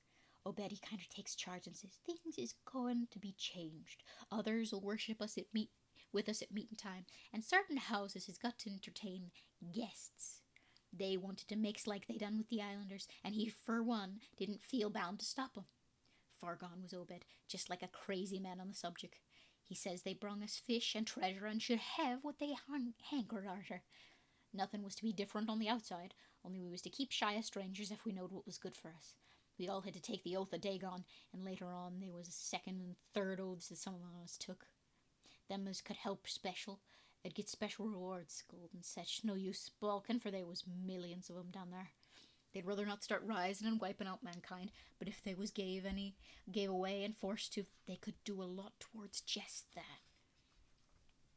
We didn't have them old charm to cut 'em off, like the folks in the South Sea did, and them islanders wouldn't never give away their secrets. Yielding up enough sacrifices and savage knickknacks and harbourage in the town when they wanted it, and they'd let well enough alone. Wouldn't bother no strangers as might bear tales outside, that is, without they got prying. All in the band of the faithful, order of Dagon, and the children should never die, but go back to the Mother Hydra and Father Dagon, what we all come from, won't? Cthulhu Fatagan, for nuclear, for Cthulhu relay, for God, Fatagan. Pardon me. Frankly, it's It's language, but it's an uncomfortable one. Old Zadok was fast lapsing into stark raving, and I held my breath. Poor old soul, to what pitiful depths of hallucination had his liquor plus his hatred of the decay, alienage, and disease around him brought that fertile, imaginative brain? He began to moan now, and tears were coursing down his channeled cheeks into the depths of his beard. God, what I seen since I was 15 years old. Many to Gillip Harson. The folks as was missing in them as killed theirselves. Told them as all told things in Arkham or Ipswich or such places was all called crazy. Like you're a-calling me right now. But God, what I'd seen. They'd have killed me long ago, for what I know. Only I'd took the first and second oaths of Dagon off an obit, so was protected unless in a jury of 'em proved I told things knowing and deliberate. But I wouldn't take the third oath. I'd have died rather than take that. It got worse around Civil War time, when the children born St. 46 begun to grow up. Some of 'em, that is. I was afeard. Never did no prying after that awful night. Never see one of them close to it in all my life. That is, never no full-blooded one. I went to the war, and if I'd had any guts or sense, I'd never come back, but settled away from here. But folks wrote me things weren't so bad. That, I suppose, was because government draftmen was in town after 63. After the war was just as bad again.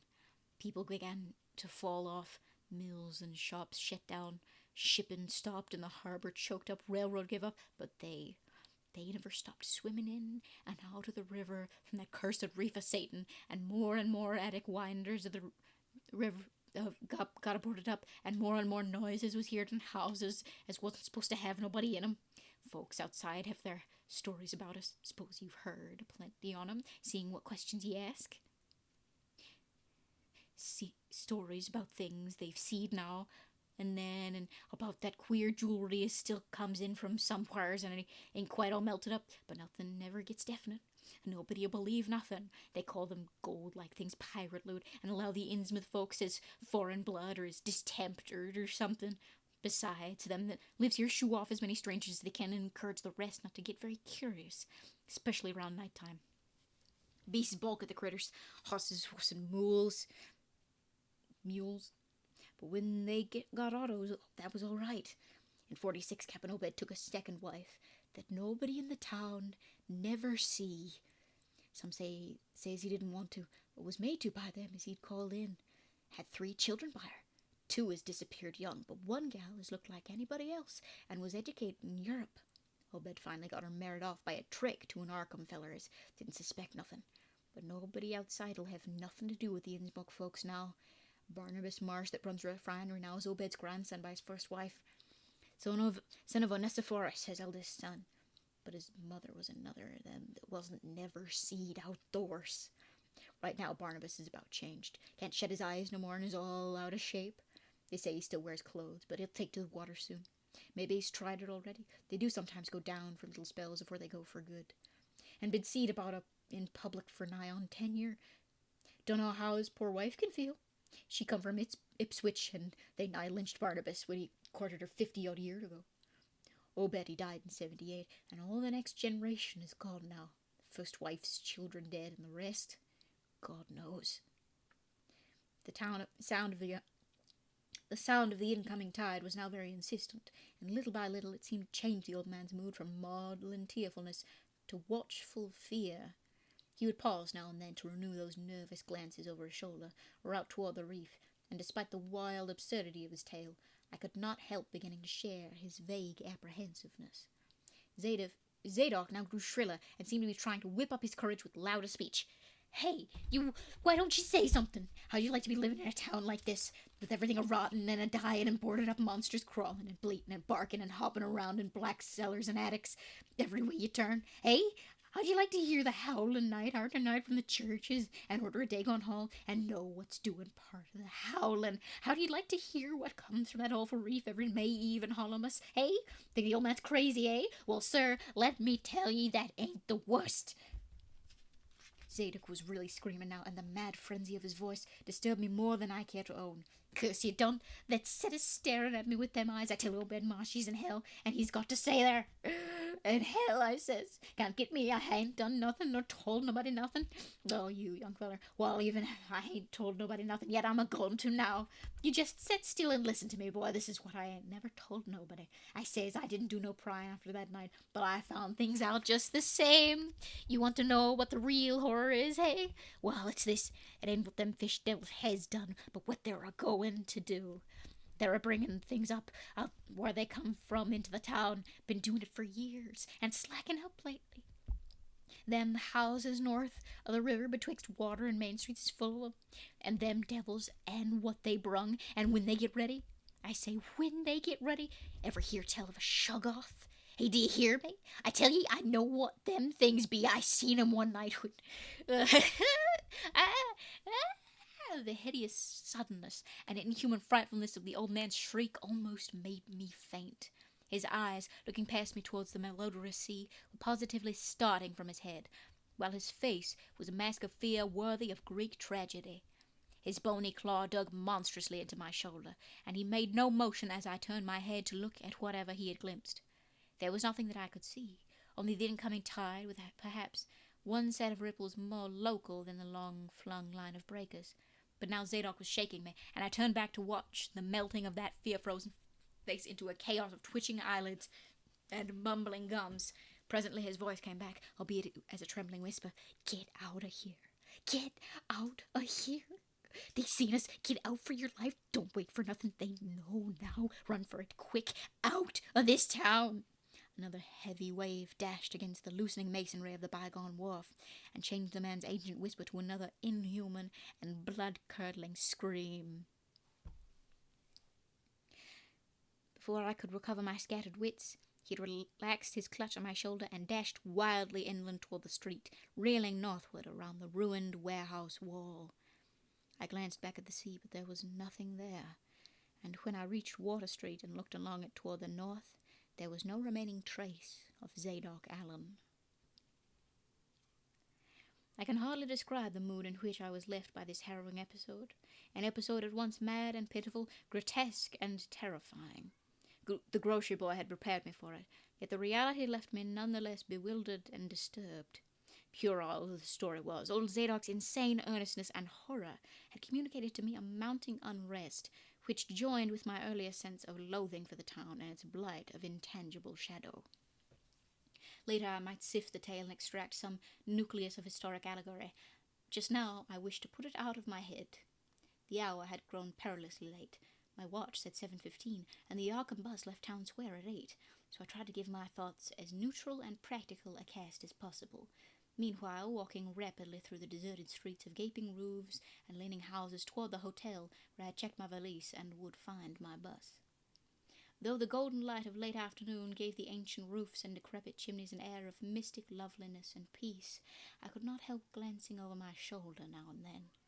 I would surely be very glad to get out of malodorous and fear-shadowed Innsmouth, and wished there was some other vehicle than the bus driven by that sinister-looking fellow sergeant.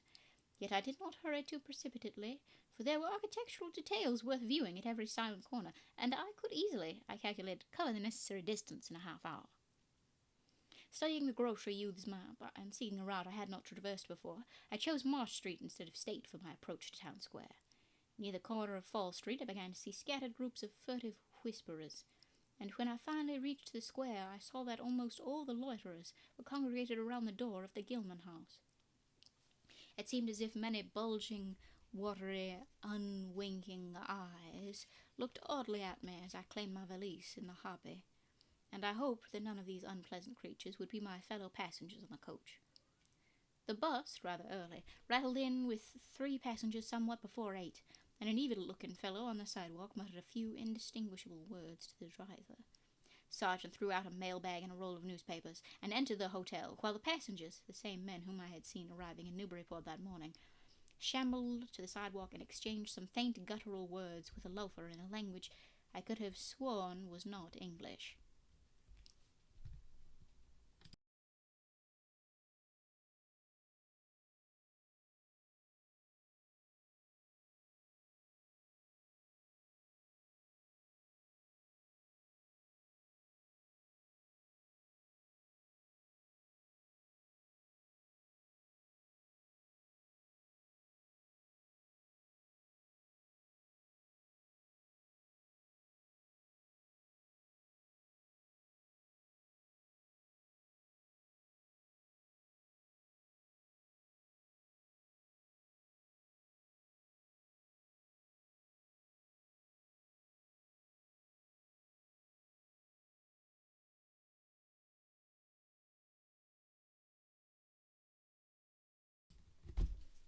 Hello, dear. I didn't realize that someone had messaged.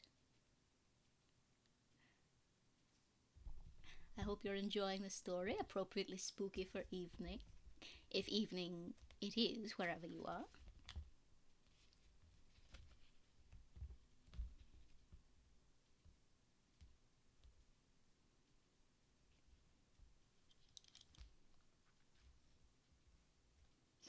I boarded the empty coach and took the same seat I had taken before, but was hardly settled before a sergeant reappeared and began mumbling in a throaty voice of peculiar repulsiveness.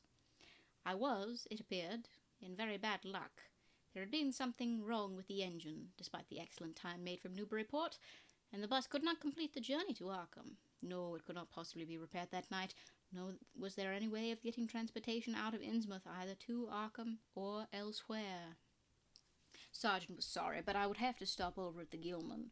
Probably the clerk would make the price easy for me, but there was nothing else to do.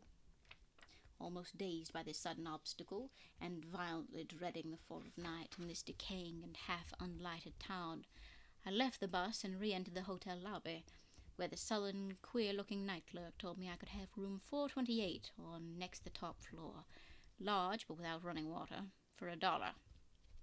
Despite what I had learned of this hotel in Newburyport, I signed the register, paid my $1, let the clerk take my valise, and followed that sour, solitary attendant up 3 creaking flights of stairs, past dusty corridors which seemed wholly devoid of life.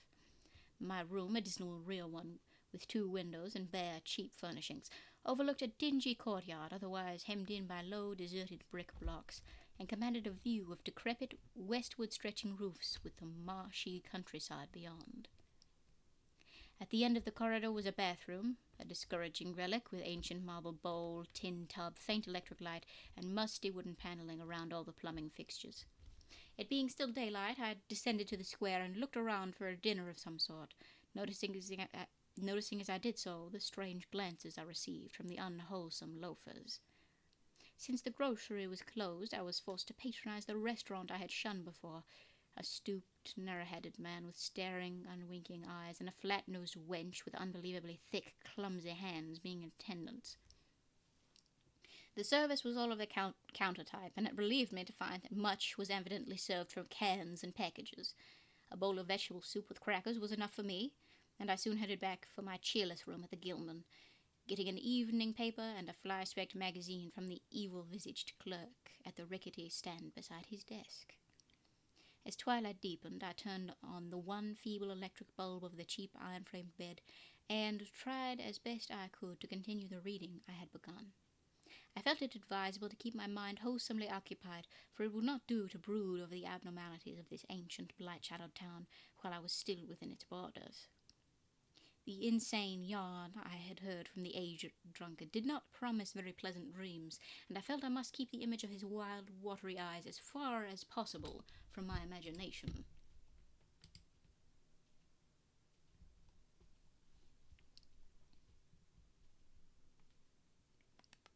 Also, I must not dwell on what the factory inspector had told the Newburyport ticket agent about the Gilman house and the voices of its nocturnal tenants. Not on that, nor on the face beneath the tiara in the black church doorway, or the face for whose horror my conscious mind could not account. It would perhaps have been easier to keep my thoughts from disturbing topics had the room not been so gruesomely musty. As it was, the lethal mustiness blended hideously with the town's general fishy odor, and persistently focused one's fancy on death and decay. Another thing that disturbed me was the absence of a bolt on the door of my room. One had been there, as marks clearly showed, but there were signs of recent removal. No doubt it had become out of order, like so many other things in this decrepit edifice. In my nervousness, I looked around and discovered a bolt on the clothes press, which seemed to be of the same size, judging from the marks, as the one formerly on the door. To gain a partial relief from the general tension, I busied myself by transferring this hardware to the vacant place with the aid of a handy 3-in-1 device, including a screwdriver, which I kept on my key ring. The bolt fitted perfectly, and I was somewhat relieved when I knew that I could shoot it firmly upon retiring. Not that I had any real apprehension of its need, but that any symbol of security was welcome in an environment of this kind. There were adequate bolts on the 2 lateral doors to connecting rooms, and these I proceeded to fasten. I did not undress, but decided to read till I was sleepy, and then lie down with only my coat, collar, and shoes off. Taking a pocket flashlight from my valise, I placed it in my trousers, so that I could reach my watch if I woke up later in the dark. Drowsiness, however, did not come, and when I stopped to analyze my thoughts, I found to my disquiet that I was really unconsciously listening for something. Listening for something which I dreaded but could not name. That inspector's story must have worked on my imagination more deeply than I had suspected. Again, I tried to read, but found that I made no progress. After a time, I seemed to hear the stairs and corridors creak at intervals as if with footsteps, and wondered if the other rooms were beginning to fill up. There were no voices, however, and it struck me that there was something subtly furtive about the creaking. I did not like it, and debated whether I had better try to sleep at all. This town had some queer people, and there had undoubtedly been several disappearances. Was this one of those inns where travellers were slain for their money? Surely I had no look of excessive prosperity. Or were the townsfolk really so resentful about curious visitors? Had my obvious sightseeing and with frequent map consultations aroused unfavourable notice? It occurred to me that I must be in a highly nervous state to let a few random creakings set me off in speculating in this fashion, but I regretted none the less that I was unarmed. At length, feeling a fatigue which had nothing of drowsiness in it, I bolted the newly outfitted hall door, turned off the light, and threw myself down on the hard, uneven bed, coat, collar, shoes, and all. In the darkness, every faint noise of the night seemed magnified, and a flood of doubly unpleasant thoughts swept over me. I was sorry I had put out the light, yet was too tired to rise and turn it on again. Then, after a long, dreary interval, and prefaced by a fresh creaking of stairs and corridor, there came that soft, damnably unmistakable sound, which seemed like a malign fulfilment of all my apprehensions. Without the least shadow of a doubt, the lock on my hall door was being tried, cautiously, furtively, tentatively, with a key. My sensations upon recognizing this sign of actual peril were perhaps less rather than more tumultuous because of my previous vague fears. I had been, albeit without definite reason, instinctively on my guard, and that was to my advantage in the new and real crisis, whatever it might turn out to be. Nevertheless, the change in the menace from vague premonition to immediate reality was a profound shock, and fell upon me with the force of a genuine blow. It never once occurred to me that the fumbling might be a mere mistake. Malign purpose was all I could think of, and I kept deathly quiet, awaiting the would-be intruder's next move. After a time, the cautious rattling ceased, and I heard the room to the north entered with a pass-key. Then the lock of the connecting door to my room was softly tried. The bolt held, of course, and I heard the floor creak as the prowler left the room. After a moment there came another soft rattling, and I knew that the room to the south of me was being entered. Again a furtive trying of a bolted connecting door, and again a receding creaking. This time the creaking went along the hall and down the stairs, so I knew that the prowler had realized the bolted condition of my doors and was giving up his attempt for a greater or lesser time, as the future would show. The readiness with which I fell into a plan of action proves that I must have been subconsciously fearing some menace and considering possible avenues of escape for hours. From the first I felt that the unseen fumbler meant a danger not to be met or dealt with, but only to be fled from as precipitately as possible. The one thing to do was to get out of that hotel alive as quickly as I could, through some channel other than the front stairs and lobby. Rising softly and throwing my flashlight on the switch, I sought to light the bulb over my bed in order to choose and pocket some belongings for a vast, releaseless flight.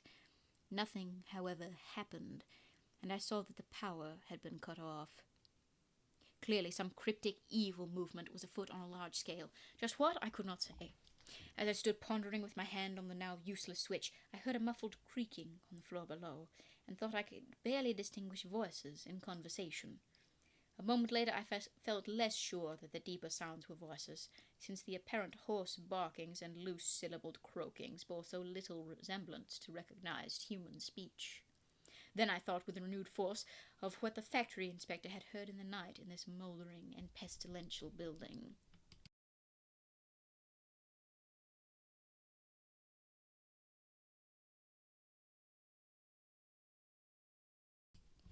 Having filled my pockets with the flashlight's aid, I put on my hat and tiptoed to the windows to consider consider chances of descent. Despite the state's safety regulations, there was no fire escape on the side of the hotel, and I saw that my windows commanded only a sheer 3-story drop to the cobbled courtyard. On the right and left, however, some ancient brick business blocks abutted on the hotel, their slant roofs coming up to a reasonable jumping distance from my 4th-story level.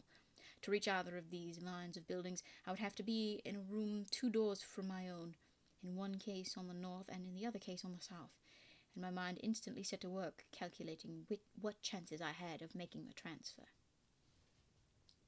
I could not, I decided, risk an emergence into the corridor, where my footsteps would surely be heard, and where the difficulties of entering the desired room would be insuperable. My progress, if it was to be made at all, would have to be through the less solidly built connecting doors of the rooms, the locks and bolts of which I would have to force violently, using my shoulder as a battering ram whenever they were set against me. This, I thought, would be possible owing to the rickety nature of the house and its fixtures, but I realized I could not do it noiselessly. I would have to count on sheer speed, and the chance of getting to a window before any hostile forces became coordinated enough to open the right door toward me with a pass key. My own outer door I reinforced by pushing the bureau against it, little by little, in order to make a minimum of sound. I perceived that my chances were very slender, and was fully prepared for any calamity. Even getting to another roof would not solve the problem, for there would then have to remain the task of reaching the ground and escaping from the town. One thing in my favour was the deserted and ruinous state of the abutting buildings, and the number of skylights gaping blackly open in each row. Gathering from the grocer boy's map that the best route out of town was southward, I glanced first at the connecting door on the south side of the room. It was designed to open in my direction, hence I saw, after drawing the bolt and finding other fastenings in place, it was not a favourable one for forcing. Accordingly, abandoning it as a route, I cautiously moved the bedstead against it to hamper any attack which might be made on it later from the next room. The room on the north was hung to open away from me, and this, though a test proved to be locked and bolted from the other side, I knew must be my route.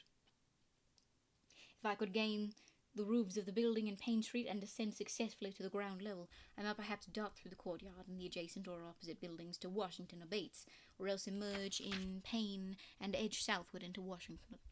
In any case, I would aim to strike Washington somehow and get quickly out of the town square region. My preference would be to avoid Payne, since the fire station there might be open all night. As I thought of these things, I looked out over the squalid sea of decaying roofs below me, now brightened by the beams of a moon not much past full. On the right, the black gash of the river gorge clove the panorama, abandoned factories and railway station clinging barnacle-like to its sides. Beyond it, the rusted railway and the rolly road led off through a flat, marshy terrain dotted with islets of higher and dry, scrub-grown land. On the left, the creek-threaded countryside was nearer, the narrow road to Ipswich gleaming white in the moonlight. I could not see from my side of the hotel the southward route to Arkham, toward which I had determined to take. I was irresolutely speculating on when I had better attack the northward door, and on how I could least audibly manage it, when I noticed that the vague noises underfoot had given place to a fresh and heavier creaking of the stairs. A wavering flicker of light showed through my transom, and the boards of the corridor began to groan with a ponderous load. Muffled sounds of vocal origin approached, and at length a firm knock came at my outer door. For a moment I simply held my breath and waited. Eternities seemed to elapse, and the nauseous, fishy odour of my environment seemed to mount suddenly and spectacularly. Then the knocking was repeated, continuously and with growing insistence. I knew that the time for action had come, and forthwith drew the bolt of the northward connecting door, bracing myself for the task of battering it open. The knocking waxed louder, and I hoped that its volume would cover the sound of my efforts. At last, beginning my attempt, I lunged again and again at the thin panelling with my left shoulder, heedless of shock or pain. The door resisted even more than I had expected, but I did not give in, and all the while the clamour at the outer door increased. Finally, the connecting door gave, but with such a crash that I knew those outside must have heard. Instantly, the outside knocking became a violent battering, while keys sounded ominously in the hall doors of the rooms on both sides of me. Rushing through the newly opened connection, I succeeded in bolting the northerly hall door before the lock could be turned, but even as I did so, I heard the hall door of the third room, the one from whose window I had hoped to reach the roof below, being tried with the pass key. For an instant I felt absolute despair, since my trapping in a chamber with no window egress seemed complete. A wave of almost abnormal horror swept over me, and invested with a terrible but unexplainable singularity, the flashlight glimpsed dust prints made by the intruder who had lately tried my door from this room. Then, with a dazed automatism which persisted despite hopelessness, I made for the next connecting door and performed the blind motion of pushing at it in an effort to get through, and, granting that fastenings might be as providentially intact as in the second room, bolt the hall door beyond and before the lock could be turned from outside. Sheer fortunate chance gave me my reprieve, for the connecting door before me was not only unlocked, but actually ajar. In a second I was through, and had my right knee and shoulder against a hall door which was visibly opening inward. My pressure took the opener off guard, for the thing shut as I pushed, so that I could slip the well-conditioned bolt as I had done with the other door. As I gained this respite, I heard the battering at the two other doors abate, while a confused clatter came from the connecting door I had shielded with the bedstead. Evidently the bulk of my assailants had entered the southerly room and were massing in a lateral attack. At the same moment, a passkey sounded in the next door to the north, and I knew that a nearer peril was at hand. The northward connecting door was wide open, but there was no time to think about checking the already turning lock in the hall. All I could do was to shut and bolt the open connecting door, as well as its mate on the opposite side, pushing a bedstead against the one and a bureau against the other, and moving a washstand in front of the hall door. I must, I saw, trust to such makeshift barriers to shield me, till I could get out the window and on the roof of the Payne Street block. But even in this acute moment, my chief horror was something apart from the immediate weakness of my defences. I was shuddering because not one of my pursuers, despite some hideous pantings, gruntings, and subdued barkings at odd intervals, was uttering an unmuffled or intelligible vocal sound. As I moved the furniture and rushed toward the windows, I heard a frightful scurrying along the corridor toward the room north of me, and perceived that the southward battering had ceased. Plainly, most of my opponents were about to concentrate against the feeble connecting door, which they knew must open directly on me. Outside, the moon played on the ridgepole of the block below, and I saw that the jump would be desperately hazardous because of the steep surface on which I must land. Surveying the conditions, I chose the more southerly of the two windows as my avenue of escape, planning to land on the inner slope of the roof and make for the nearest skylight. Once inside one of the decrepit brick structures, I would have to reckon with a pursuit, but I hoped to descend and dodge in and out of yawning doorways along the shadowed courtyard, eventually getting to Washington Street and slipping out of town toward the south. The clatter of the northerly connecting door was now terrific, and I saw that the weak panelling was beginning to splinter. Obviously, the besiegers had brought some ponderous object into play as a battering ram. The bedstead, however, still held firm, so that I had at least a faint chance of making good my escape. As I opened the window, I noticed that it was flanked by heavy velour draperies, suspended from a pole by brass rings, and also that there was a large projecting catch for the shutters on the exterior. Seeing a possible means of avoiding the dangerous jump, I yanked at the hangings and brought them down, pole and all, then quickly hooking two of the rings into the shutter catch and flinging the drapery outside. The heavy folds reached fully to the abutting roof, and so I saw that the rings and catch would be likely to bear my weight. So, climbing out of the window and down the improvised rope ladder, I left behind me forever the morbid and horror-infested fabric of the Gilman house. I landed safely on the loose slates of the steep roof and succeeded in gaining the gaping black skylight without a slip. Glancing up at the window I had left, I observed that it was still dark, though far across the crumbling chimneys to the north I could see lights ominously blazing in the order of Dagon Hall, the Baptist church, and the Congregational church, which I recalled so shiveringly. There had been no one in the courtyard below, and I hoped there would be a chance to get away before the spreading of a general alarm. Flashing my pocket lamp into the skylight, I saw that there were no steps down. The distance was light, however, so I clambered over the brink and dropped, striking a dusty floor littered with crumbling boxes and barrels. The place was ghoulish-looking. Oh.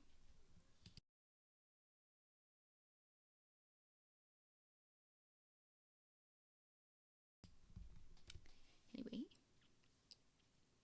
The place was ghoulish-looking, but I was past minding such impressions and made at once for the staircase revealed by my flashlight, after a hasty glance at my watch, which showed the hour to be 2 a.m. The steps creaked, but seemed tolerably sound, and I raced down past a barn-like second story to the ground floor. The desolation was complete, and only echoes answered my footfalls. At length I reached the lower hall, at one end of which I saw a faint luminous rectangle marking the ruined Payne Street doorway. Heading the other way, I found the back door also open, and darted out and down 5 stone steps to the grass-grown cobblestones of the courtyard. The moonbeams did not reach down here, but I could just see my way without using the flashlight. Some of the windows on the Gilman house side were faintly glowing, and I thought I heard confused sounds within. Walking softly over to the Washington Street side, I perceived several open doorways, and chose the nearest as my route out. The whole inside was black, and when I reached the opposite end, I saw that the street door was wedged immovably shut. Resolved to try another building, I groped my way back toward the courtyard, but stopped short when close to the doorway. For out of an open door in the Gilman house, a large crowd of doubtful shapes was pouring, lanterns bobbing in the darkness, and horrible croaking voices exchanging low cries in what was certainly not English. The features moved uncertainly, and I realized to my relief that they did not know where I had gone, but for all that they sent a shiver of horror through my frame. Their features were indistinguishable, but their crouching, shambling gait was abominably repellent. And worst of all, I perceived that one figure was strangely robed and unmistakably surmounted by a tall tiara of a design altogether too familiar. As the figure spread throughout the courtyard, I felt my fears increase. Suppose I could find no egress from this building on the street side. The fishy odor was detestable, and I wondered I could stand it without fainting. Again groping toward the street, I opened a door off the hall and came upon an empty room with closely shuttered but sashless windows. Fumbling in the rays of my flashlight, I found I could open the shutters, and in another moment had climbed outside and was carefully closing the aperture in its original manner. I was now in Washington Street, and for the moment saw no living thing nor any light save that of the moon. From several directions in the distance, however, I could hear the sound of those hoarse voices, of footsteps, and of a curious kind of pattering which did not sound quite like footsteps. Plainly, I had no time to lose. The points of the compass were clear to me, and I was glad that all the street lights were turned off, as is often the custom on strongly moonlit nights in unprosperous rural regions. Some of the sounds came from the south, yet I retained my design of escaping in that direction. There would, I knew, be plenty of deserted doorways to shelter me in case I met any person or group who looked like pursuers. I walked rapidly, softly, and close to the ruined houses. While hatless and dishevelled after my arduous climb, I did not look especially noticeable, and stood a good chance of passing unheeded if forced to encounter any casual wayfarer. At Bates Street, I drew into a yawning vestibule while two shambling figures crossed in front of me, but was soon on my way again and approaching the open space where Elliott Street obliquely crosses Washington at the intersection of South. Though I had never seen this space, it looked dangerous to me on the grocery youth's map, since the moonlight would have free play there. There was no use trying to evade it, for any alternative course would involve detours of possibly disastrous visibility and delaying effect. The only thing to do was cross it boldly and openly, imitating the typical shamble of the Innsmouth folk as best I could, and trusting that no one, or at least no pursuer of mine, would be there. Just how fully the pursuit was organized, and indeed just what its purpose might be, I could form no idea. There seemed to be unusual activity in the town, but I judged that news of my escape from the Gilman had not yet spread. I would, of course, soon have to shift from Washington to some other southward street, for that party from the hotel would doubtless be after me.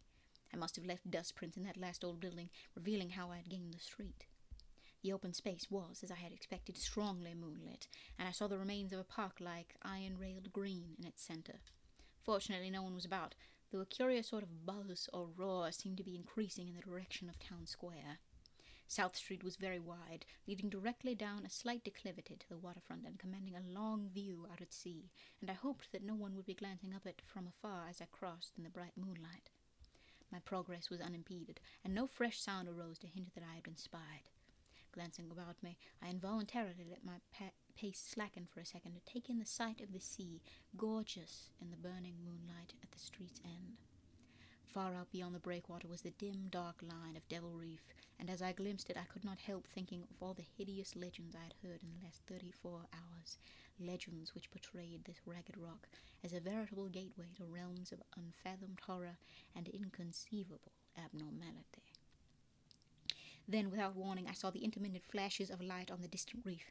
They were definite and unmistakable, and awakened in my mind a blind horror beyond all rational proportion. My muscles tightened for panic flight, held in only by a certain unconscious caution and half-hypnotic fascination. And to make matters worse, there now flashed forth from the lofty cupola of the Gilman house, which loomed up to the northeast behind me, a series of analogous, though differently spaced gleams, which could be nothing less than an answering signal. Controlling my muscles and realizing afresh how plainly visible I was, I resumed my brisker and feignedly shambling pace, though keeping my eyes on that hellish and ominous reef as long as the opening of South Street gave me a seaward view. What the whole proceeding meant I could not imagine, unless it involved some strange rite connected with that reef, or unless some party had landed from a ship on that sinister rock. I now bent to the left around the ruinous green, still gazing toward the ocean as it blazed in the spectral summer moonlight, and watching the cryptical flashing of those nameless, unexplainable beacons. It was then that the most horrible impression of all was borne in upon me. The impression which destroyed my last vestige of self-control and set me running frantically southward past the yawning black doorways and fishily staring windows of that deserted nightmare street.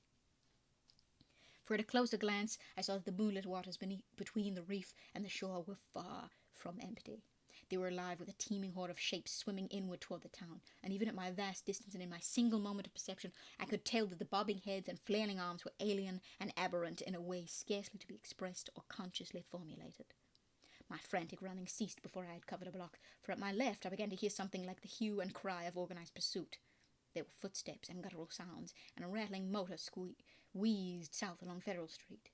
In a second all my plans were utterly changed, for if the southward highway were blocked ahead of me, I must clearly find another egress from Innsmouth. I paused and drew into a gaping doorway, reflecting how lucky I was to have left the moonlit open space before these pursuers came down the perilous street. A second reflection was less comforting. Since the pursuit was down another street, it was plain that the party was not following me directly. It had not seen me, but was simply obeying a general plan of cutting off my escape. This, however, implied that all roads leading out of Innsmouth were similarly patrolled, for the denizens could not have known what route I was intending to take. If this were so, I would have to make my retreat across country, away from any road. But how could I do that in view of the marshy and creek-riddled nature of all the surrounding region? For a moment my brain reeled, both from sheer hopelessness and from a rapid increase in the omnipresent fishy odour. Then I thought of the abandoned railway to Rowley, whose solid line of ballasted, weed-grown earth still stretched off to the northwest from the crumbling station on the edge of the river gorge. There was just a chance the townsfolk would not think of that, since its briar-choked desertion made it half impassable, and the unlikeliest of all avenues for a fugitive to choose. I had seen it clearly from my hotel window, and knew about how it lay. Most of its earlier length was uncomfortably visible from the Rowley Road, and from high places in the town itself, but one could perhaps crawl inconspicuously through the undergrowth. At any rate, it would form my only chance of deliverance, and there was nothing to do but try it. Drawing inside the hall of my deserted shelter, I once more consulted the grocery bar's map with the aid of the flashlight. The immediate problem was how to reach the ancient railway, and I now saw that the safest course was ahead to Babson Street, then west to Lafayette, there edging around but not crossing an open space homologous to the one I had traversed, and subsequently back northward and westward in a zigzagging line through Lafayette, Bates, Adams, and Bank Streets, the latter skirting the river gorge, to the abandoned and dilapidated station I had seen from my window. My reason for going ahead to Babson was that I wished neither to recross the earlier open space, nor to begin my westward course along a cross street as broad as south. Starting once more, I crossed the street to the right-hand side in order to edge around into Babson as inconspicuously as possible. Noises still continued in Federal Street, and as I glanced behind me, I thought I saw a gleam of light near the building through which I had escaped. Anxious to leave Washington Street, I broke into a quiet dog trot, trusting the luck not to encounter any observing eye. Next, the corner of Babson Street, I saw, to my alarm, that one of the houses was still inhabited, as attested by curtains at the window, but there were no lights within, and I passed it without disaster. In Babson Street, which crossed Federal and might thus reveal me to the searchers, I clung as closely as possible to the sagging, uneven buildings, twice pausing in a doorway as the noises behind me momentarily increased. The open space ahead shone wide and desolate under the moon, but my route would not force me to cross it. During my second pause, I began to detect a fresh distribution of the vague sounds, and upon looking cautiously out from cover, beheld a motor car darting across the open space, bound outward along Elliott Street, which there intersects both Babson and Lafayette. As I watched, choking by a sudden rise in the fishy odor after a short abatement, I saw a band of uncouth, crouching shapes loping and shambling in the same direction, and knew that this must be the party guarding the Ipswich Road, since that highway forms an extension of Elliott Street. Two of the figures I glimpsed were in voluminous robes, and one wore a peaked diadem which glistened whitely in the moonlight. The gait of this figure was so odd that it sent a chill through me, for it seemed to me that the creature was almost hopping.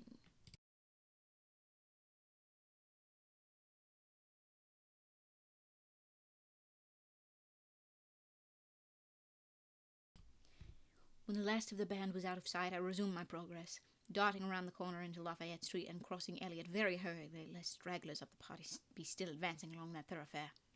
I did hear some croaking and clattering sounds far off toward Town Square, but accomplished the passage without disaster. My greatest dread was in recrossing broad and moonlit South Street, with its seaward view, and I had to nerve myself for the ordeal. Someone might easily be looking, and possible Elliott Street stragglers could not fail to glimpse me from either of 2 points. At the last moment I decided I had better slacken my trot and make the crossing as before in the shambling gait of an average Innsmouth native. When the view of the water again opened out, this time on my right, I was half determined not to look at it at all. I could not, however, resist, but cast a sidelong glance as I carefully and imitatively shambled toward the protecting shadows ahead. There was no ship visible, as I had half expected there would be.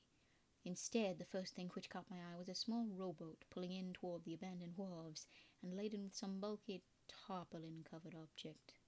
Its rowers, though distantly and indistinctly seen, were of an especially repellent aspect. Several swimmers were still discernible, while on the back far reef I could see a faint, steady glow, unlike the winking beacon from before, and of a curious colour which I could not precisely identify. Above the slant roofs ahead and to the right there loomed the tall cupola of the Gilman house, but it was completely dark. The fishy odour, dispelled for a moment by some merciful breeze, now closed in again with maddening intensity. I had not quite crossed the street when I heard a muttering band advancing along Washington from the south. As they reached the broad open space where I had my first disquieting glimpse of the moonlit water, I could see them plainly only a block away, and was horrified by the bestial abnormality of their faces and the dog-like subhumanness of their crouching gait. One man moved in a positively simian way, with long arms frequently touching the ground, while another figure, robed and tiaraed, seemed to progress in an almost hopping fashion. I judged this party to be the one I had seen in the Gilman's courtyard, the one, therefore, most closely on my trail.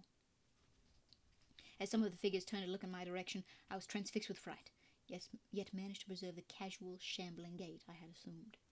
To this day, I do not know whether they saw me or not. If they did, my stratagem must have deceived them, for they passed on across the moonlit space without varying their course, meanwhile croaking and jabbering in some hateful guttural patois I could not identify. Once more in shadow, I resumed my former dog trot past the leaning and decrepit houses that stared blankly into the night. Having crossed to the western sidewalk, I rounded the nearest corner into Bates Street, where I kept close to the buildings on the southern side. I passed 2 houses showing signs of habitation, one of which had faint lights in upper rooms, yet met with no obstacle. As I turned into Adams Street, I felt immeasurably safer, but received a shock when a man reeled out of a black doorway directly in front of me. He proved, however, too hopelessly drunk to be a menace, so that I reached the dismal ruins of the Bank Street warehouses in safety. No one was stirring in that dead street beside the river gorge, and the roar of the waterfalls quite drowned my footsteps. It was a long dog trot to the ruined station, and the great brick warehouse walls around me seemed somehow more terrifying than the fronts of private houses. At last I saw the ancient arcaded station, or what was left of it, and made directly for the tracks that started from its farther end. The rails were rusty but mainly intact, and not more than half the tires had rotted away. Walking or running on such a surface was very difficult, but I did my best, and on the whole made fair time. For some distance the line kept on along the gorge's brink, but at length I reached the long covered bridge where it crossed the chasm at a dizzying height. The condition of this bridge would determine my next step. If humanly possible, I would use it. If not, I would have to risk more street wandering and take the nearest intact highway bridge. The vast, barn-like length of the old bridge gleamed spectrally in the moonlight, and I saw that the ties were safe for at least a few feet within. Entering, I began to use my flashlight, and was almost knocked down by the cloud of bats that flapped past me. About halfway across, there was a perilous gap in the ties, which I feared for a moment would halt me, but in the end I risked a desperate jump, which fortunately succeeded. I was glad to see the moonlight again when I emerged from that macabre tunnel. The old tracks crossed River Street at its grade, and at once veered off into a region increasingly rural, and with less and less of Innsmouth's abhorrent fishy odour. Here the dense growth of weeds and briars hindered me and cruelly tore my clothes, but I was none the less glad that they were there to give me concealment in case of peril. I knew that much of my route. It's because I keep being indeterminate between route and route, because I don't know which one Lovecraft would have meant. but I suppose it doesn't really matter. I knew that much more of my route might be visible from the Rowley Road. The marshy region began very shortly, with the single track on a low grassy embankment where the weedy growth was somewhat thinner. Then came a sort of island of higher ground, where the line passed through a shallow open cut choked with bushes and brambles. I was very glad of this partial shelter, since at this point the Rowley Road was uncomfortably near, according to my window view. At the end of the cut it would cross the track and swerve off to a safer distance, but meanwhile I must be exceedingly careful. I was by this time thankfully certain that the railway itself was not patrolled. Just before entering the cut I glanced behind me, but saw no pursuer. The ancient spires and roofs of decaying Innsmouth gleamed lovely and ethereal in the magic yellow moonlight, and I thought of how they must have looked in the old days before the shadow fell. Then, as my gaze circled inland from the town, something less tranquil arrested my notice and held me immobile for a second.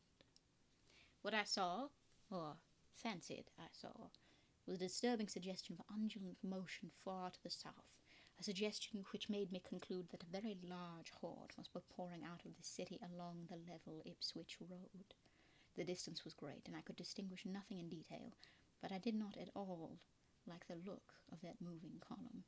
It undulated too much, and glistened too brightly in the rays of the now westering moon. There was a suggestion of sound, too, though the wind was blowing the other way, a suggestion of bestial scraping and bellowing, even worse than the muttering of the parties I had lately overheard. All sorts of unpleasant conjectures crossed my mind. I thought of those very extreme Innsmouth types said to be hidden in crumbling century warrens near the waterfront. I thought, too, of those nameless swimmers I had seen. Counting the parties so far glimpsed, as well as those presumably covering other roads, the number of my pursuers must be strangely large for a town as indeed populated as Innsmouth. Whence could come the dense personnel of such a column as I now beheld? Did those ancient, unplumbed warrens teem with a twisted, uncatalogued, and unsuspected life? Or had some unseen ship indeed landed a legion of unknown outsiders on that hellish reef? Who were they? Why were they here? And if such a column of them was scouring the Ipswich Road, would the patrols on the other road be likewise augmented?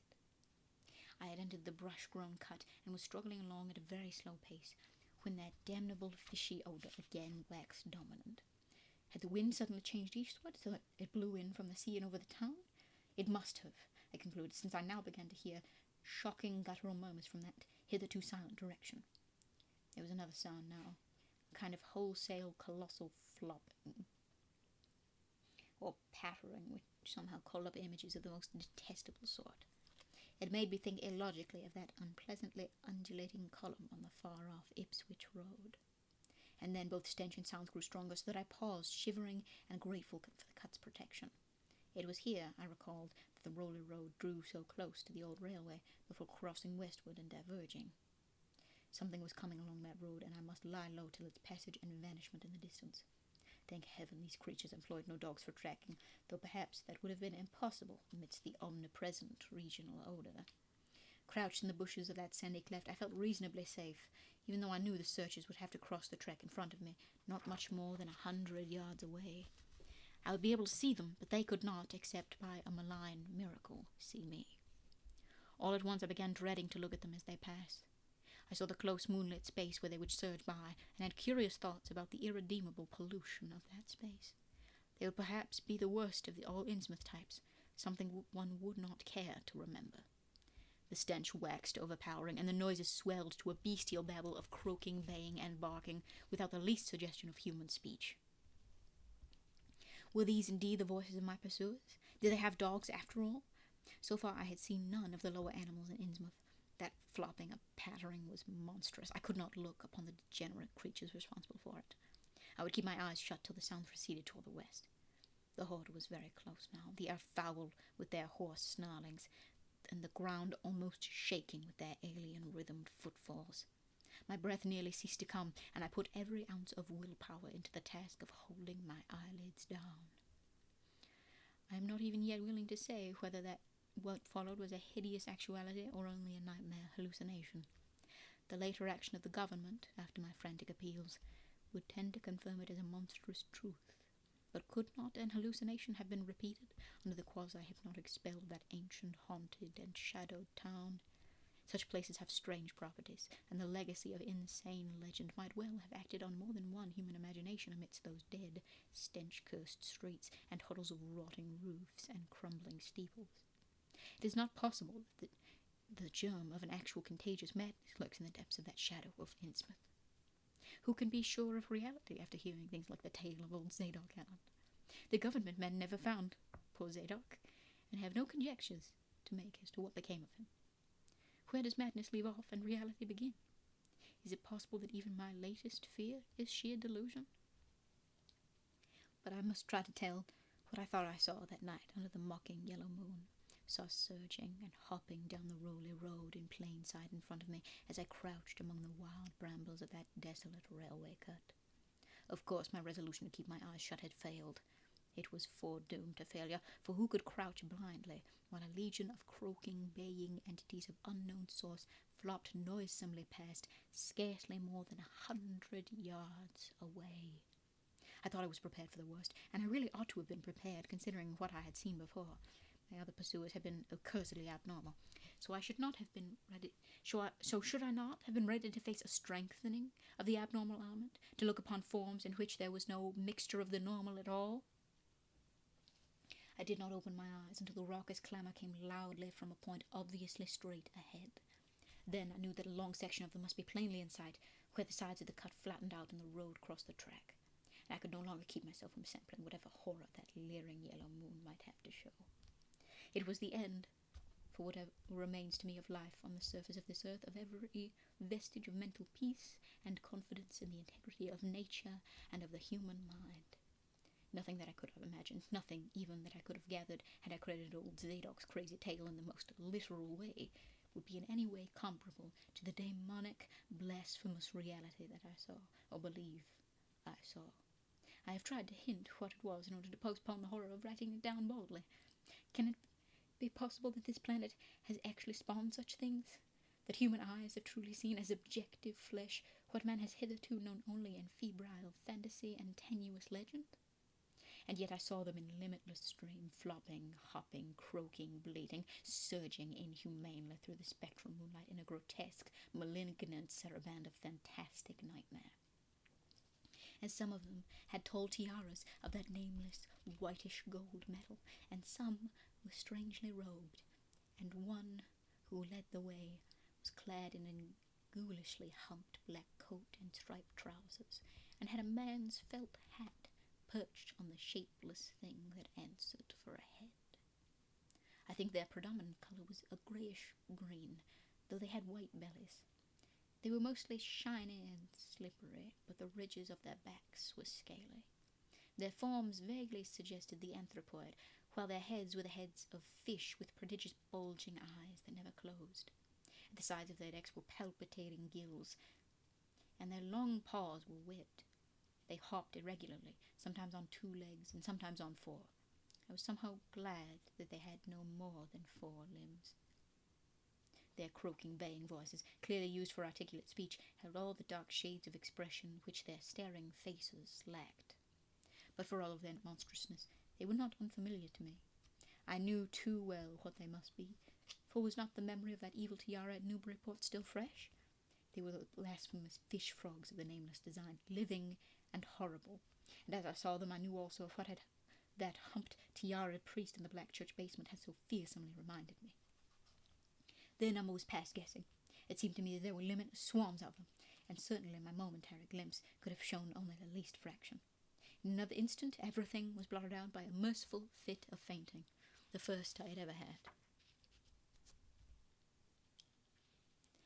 It was a gentle daylight rain that awakened me from my stupor in the brush-grown railway cut, and when I staggered out to the roadway and ahead, I saw no trace of any prints in the fresh mud. The fishy odour, too, was gone. Innsmouth's ruined roofs and toppling steeples loomed up greyly toward the southeast, but not a living creature did I spy in all the desolate salt marshes around. My watch was still going and told me that the hour was past noon. The reality of what I had been through was highly uncertain in my mind, but I felt that something hideous lay in the background. I must get away from evil-shadowed Innsmouth, and accordingly I began to test my cramped, wearied powers of locomotion. Despite weakness, hunger, horror, and bewilderment, I found myself after a time able to walk, so I started slowly along the muddy road to Rowley. Before evening I was in the village, getting a meal and providing myself with presentable clothes. I caught the night train to Arkham, and the next day talked long and earnestly with government officials there, a process I later repeated in Boston. With the main result of those colloquies the public is now familiar, and I wish, for normality's sake, there were nothing more to tell. Perhaps it is madness that has overtaken me, yet perhaps a greater horror, or a greater marvel, is reaching out.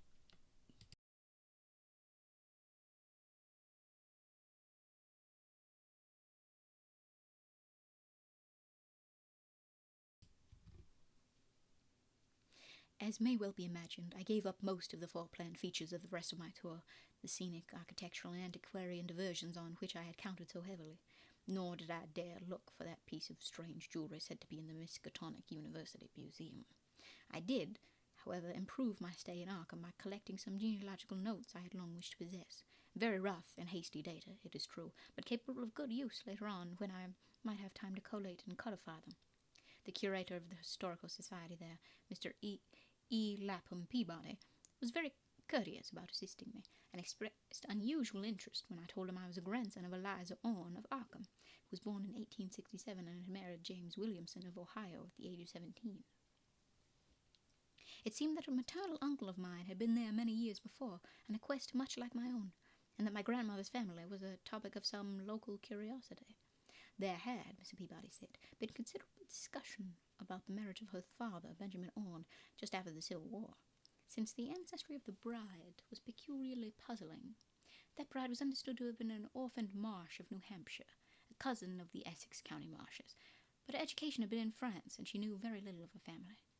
A guardian had deposited funds in a Boston bank to maintain her and her French governess, but that guardian's name was unfamiliar to Arkham people, and in time he dropped out of sight so that the governess assumed his role by court appointment. The Frenchwoman, now long dead, was very taciturn, and there were those who said she could have told more than she did. But the most baffling thing was the inability of anyone to place the recorded parents of the young woman, Enoch and Lydia, Miss of Marsh, among the known families of New Hampshire. Possibly, many suggested, she was the natural daughter of some Marsh of prominence. She certainly had the true Marsh eyes. Most of the puzzling was done after her early death, which took place at the birth of my grandmother, her only child. Having formed some disagreeable impressions connected with the name of Marsh, I did not welcome the news that it belonged to my own ancestral tree, nor was I pleased by Mr. Peabody's suggestion that I had the true Marsh eyes myself. However, I was grateful for data which I knew would prove valuable, and took copious notes and lists of book references regarding the well-documented Orne family. I went directly home to Toledo from Boston, and later spent a month at Maumee recuperating from my ordeal. In September I entered Oberlin for my final year, and from then till the next June was busy with studies and other wholesome activities. Reminded of the bygone terror only by occasional official visits from government men in connection with the campaign which my pleas and evidence had started. Around the middle of July, just a year after the Innsmouth experience, I spent a week with my late mother's family in Cleveland, checking some of my new genealogical data with the various notes, traditions, and bits of heirloom material and evidence there, and seeing what kind of a connected chart I could construct. I did not exactly relish the task, for the atmosphere of the Williamson home had always depressed me. There was a strain of morbidity there, and my mother had never encouraged my visiting her parents as a child, although she always welcomed her father when he came to Toledo. My Arkham-born grandmother had seemed strange and almost terrifying to me, and I do not think I grieved when she disappeared. I was 8 years old then, and it was said that she had wandered off in grief after the suicide of my Uncle Douglas, her eldest son. He had shot himself after a trip to New England, the same trip, no doubt, which had caused him to be recalled at the Arkham Historical Society. This uncle had resembled her, and I had never liked him either. Something about the staring, unwinking expression of both of them had given me a vague, unaccountable uneasiness. My mother and Uncle Walter had not looked like that. They were like their father, though poor little cousin Lawrence, Walter's son, had been an almost perfect duplicate of his grandmother before his condition took him to the permanent seclusion of a sanitarium at Canton. I had not seen him in 4 years, but my uncle once implied that his state, both mental and physical, was very bad. This worry had probably been a major cause of his mother's death 2 years before. My grandfather and his widowed son, Walter, now comprised the Cleveland household, but my memory of older times hung thickly over it. I still disliked the place and tried to get my researches done as quickly as possible. Williamson records and traditions were supplied in abundance by my grandfather, though for own material I had to depend on my Uncle Walter, who put at my disposal the contents of all his files, including notes, letters, cuttings, heirlooms, photographs, and miniatures. It was in going over the letters and pictures on the Orne side that I began to acquire a kind of terror of my own ancestry. As I have said, my grandmother and Uncle Douglas had always disturbed me. Now, years after their passing, I gazed at their pictured faces with a measurably heightened feeling of repulsion and alienation. I could not at first understand the change, but gradually a horrible sort of comparison began to obtrude itself on my unconscious mind, despite the steady refusal of my consciousness to admit even the least suspicion of it. It was clear that the typical expression of these faces now suggested something it had not suggested before, something which would bring stark panic if too openly thought of. But the worst shock came when my uncle showed me the Orne jewellery in a downtown safe deposit vault.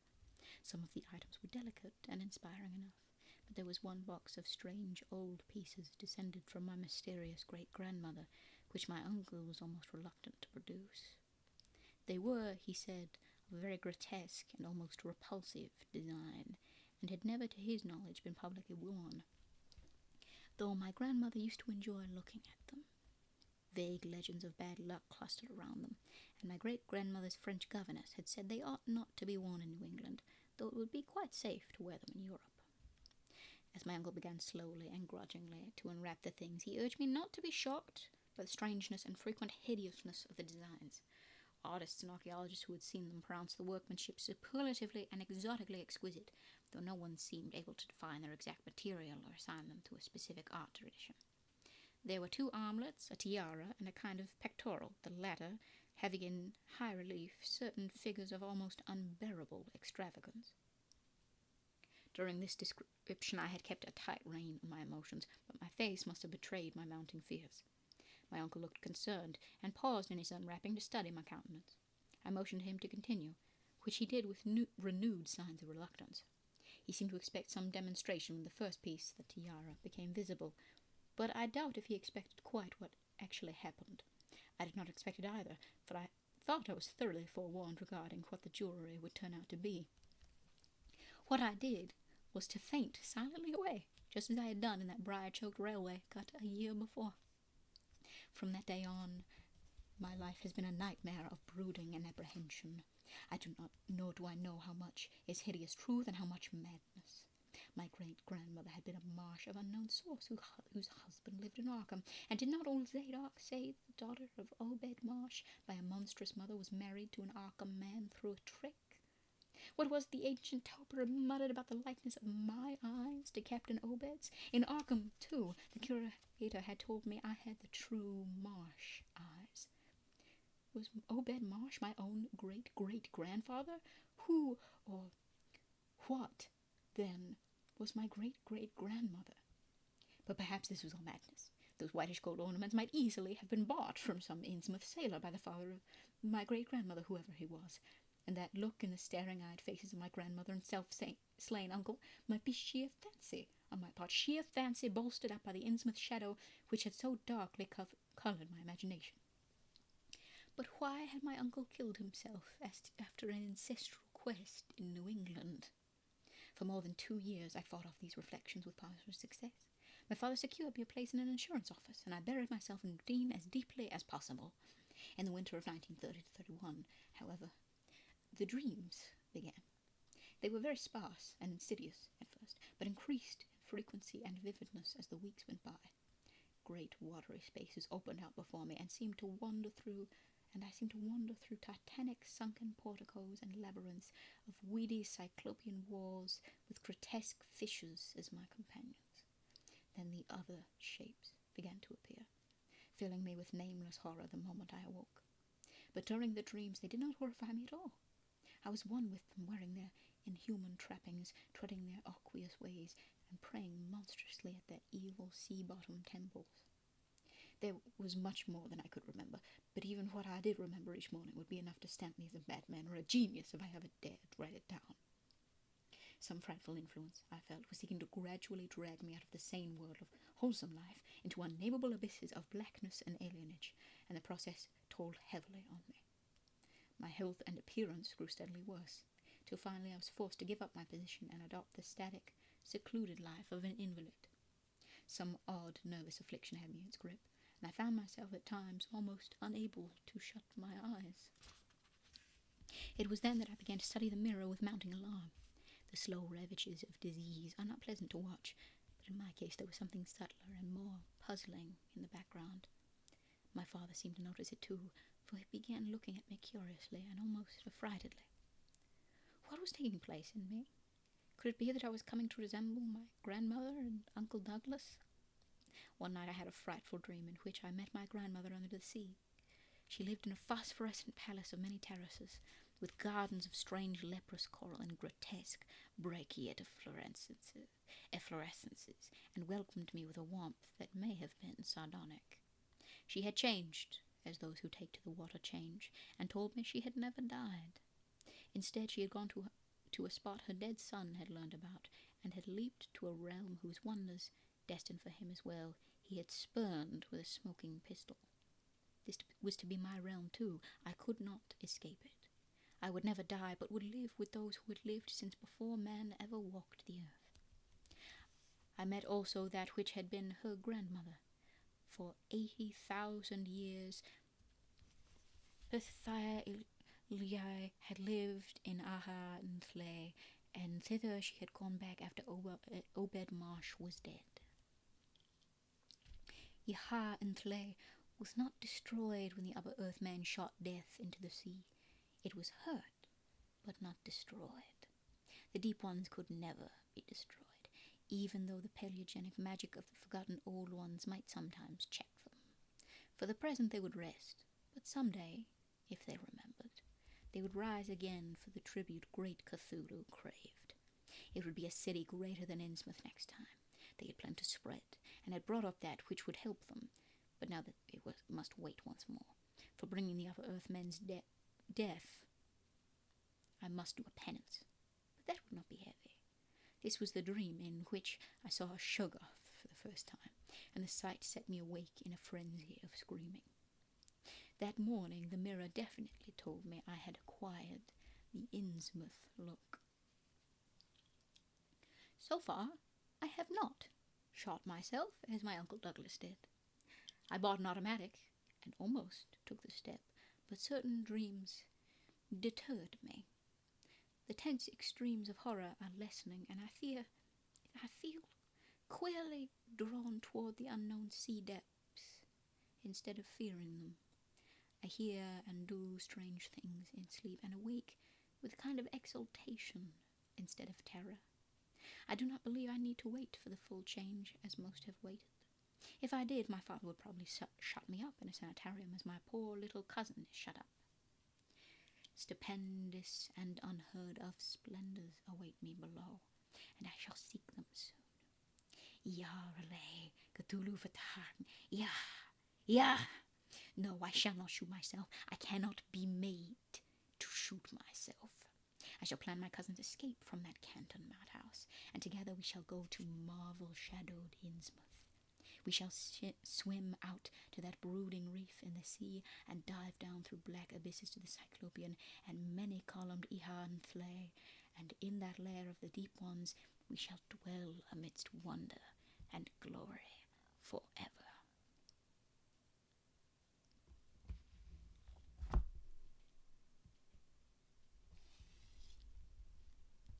And I suppose for this one, you have to decide yourself whether that is a good ending for the protagonist. With that, I want to thank you very much for spending time with me. It was lovely to do so. Pardon me, I'm attempting...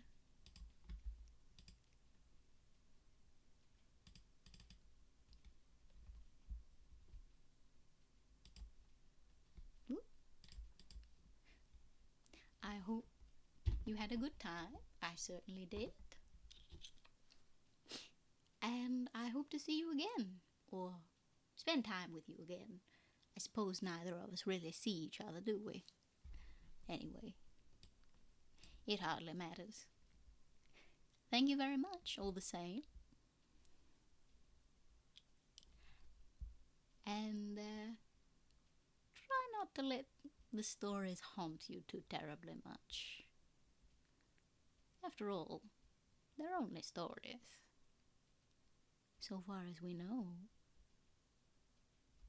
Bye-bye. I'm sorry. Good night.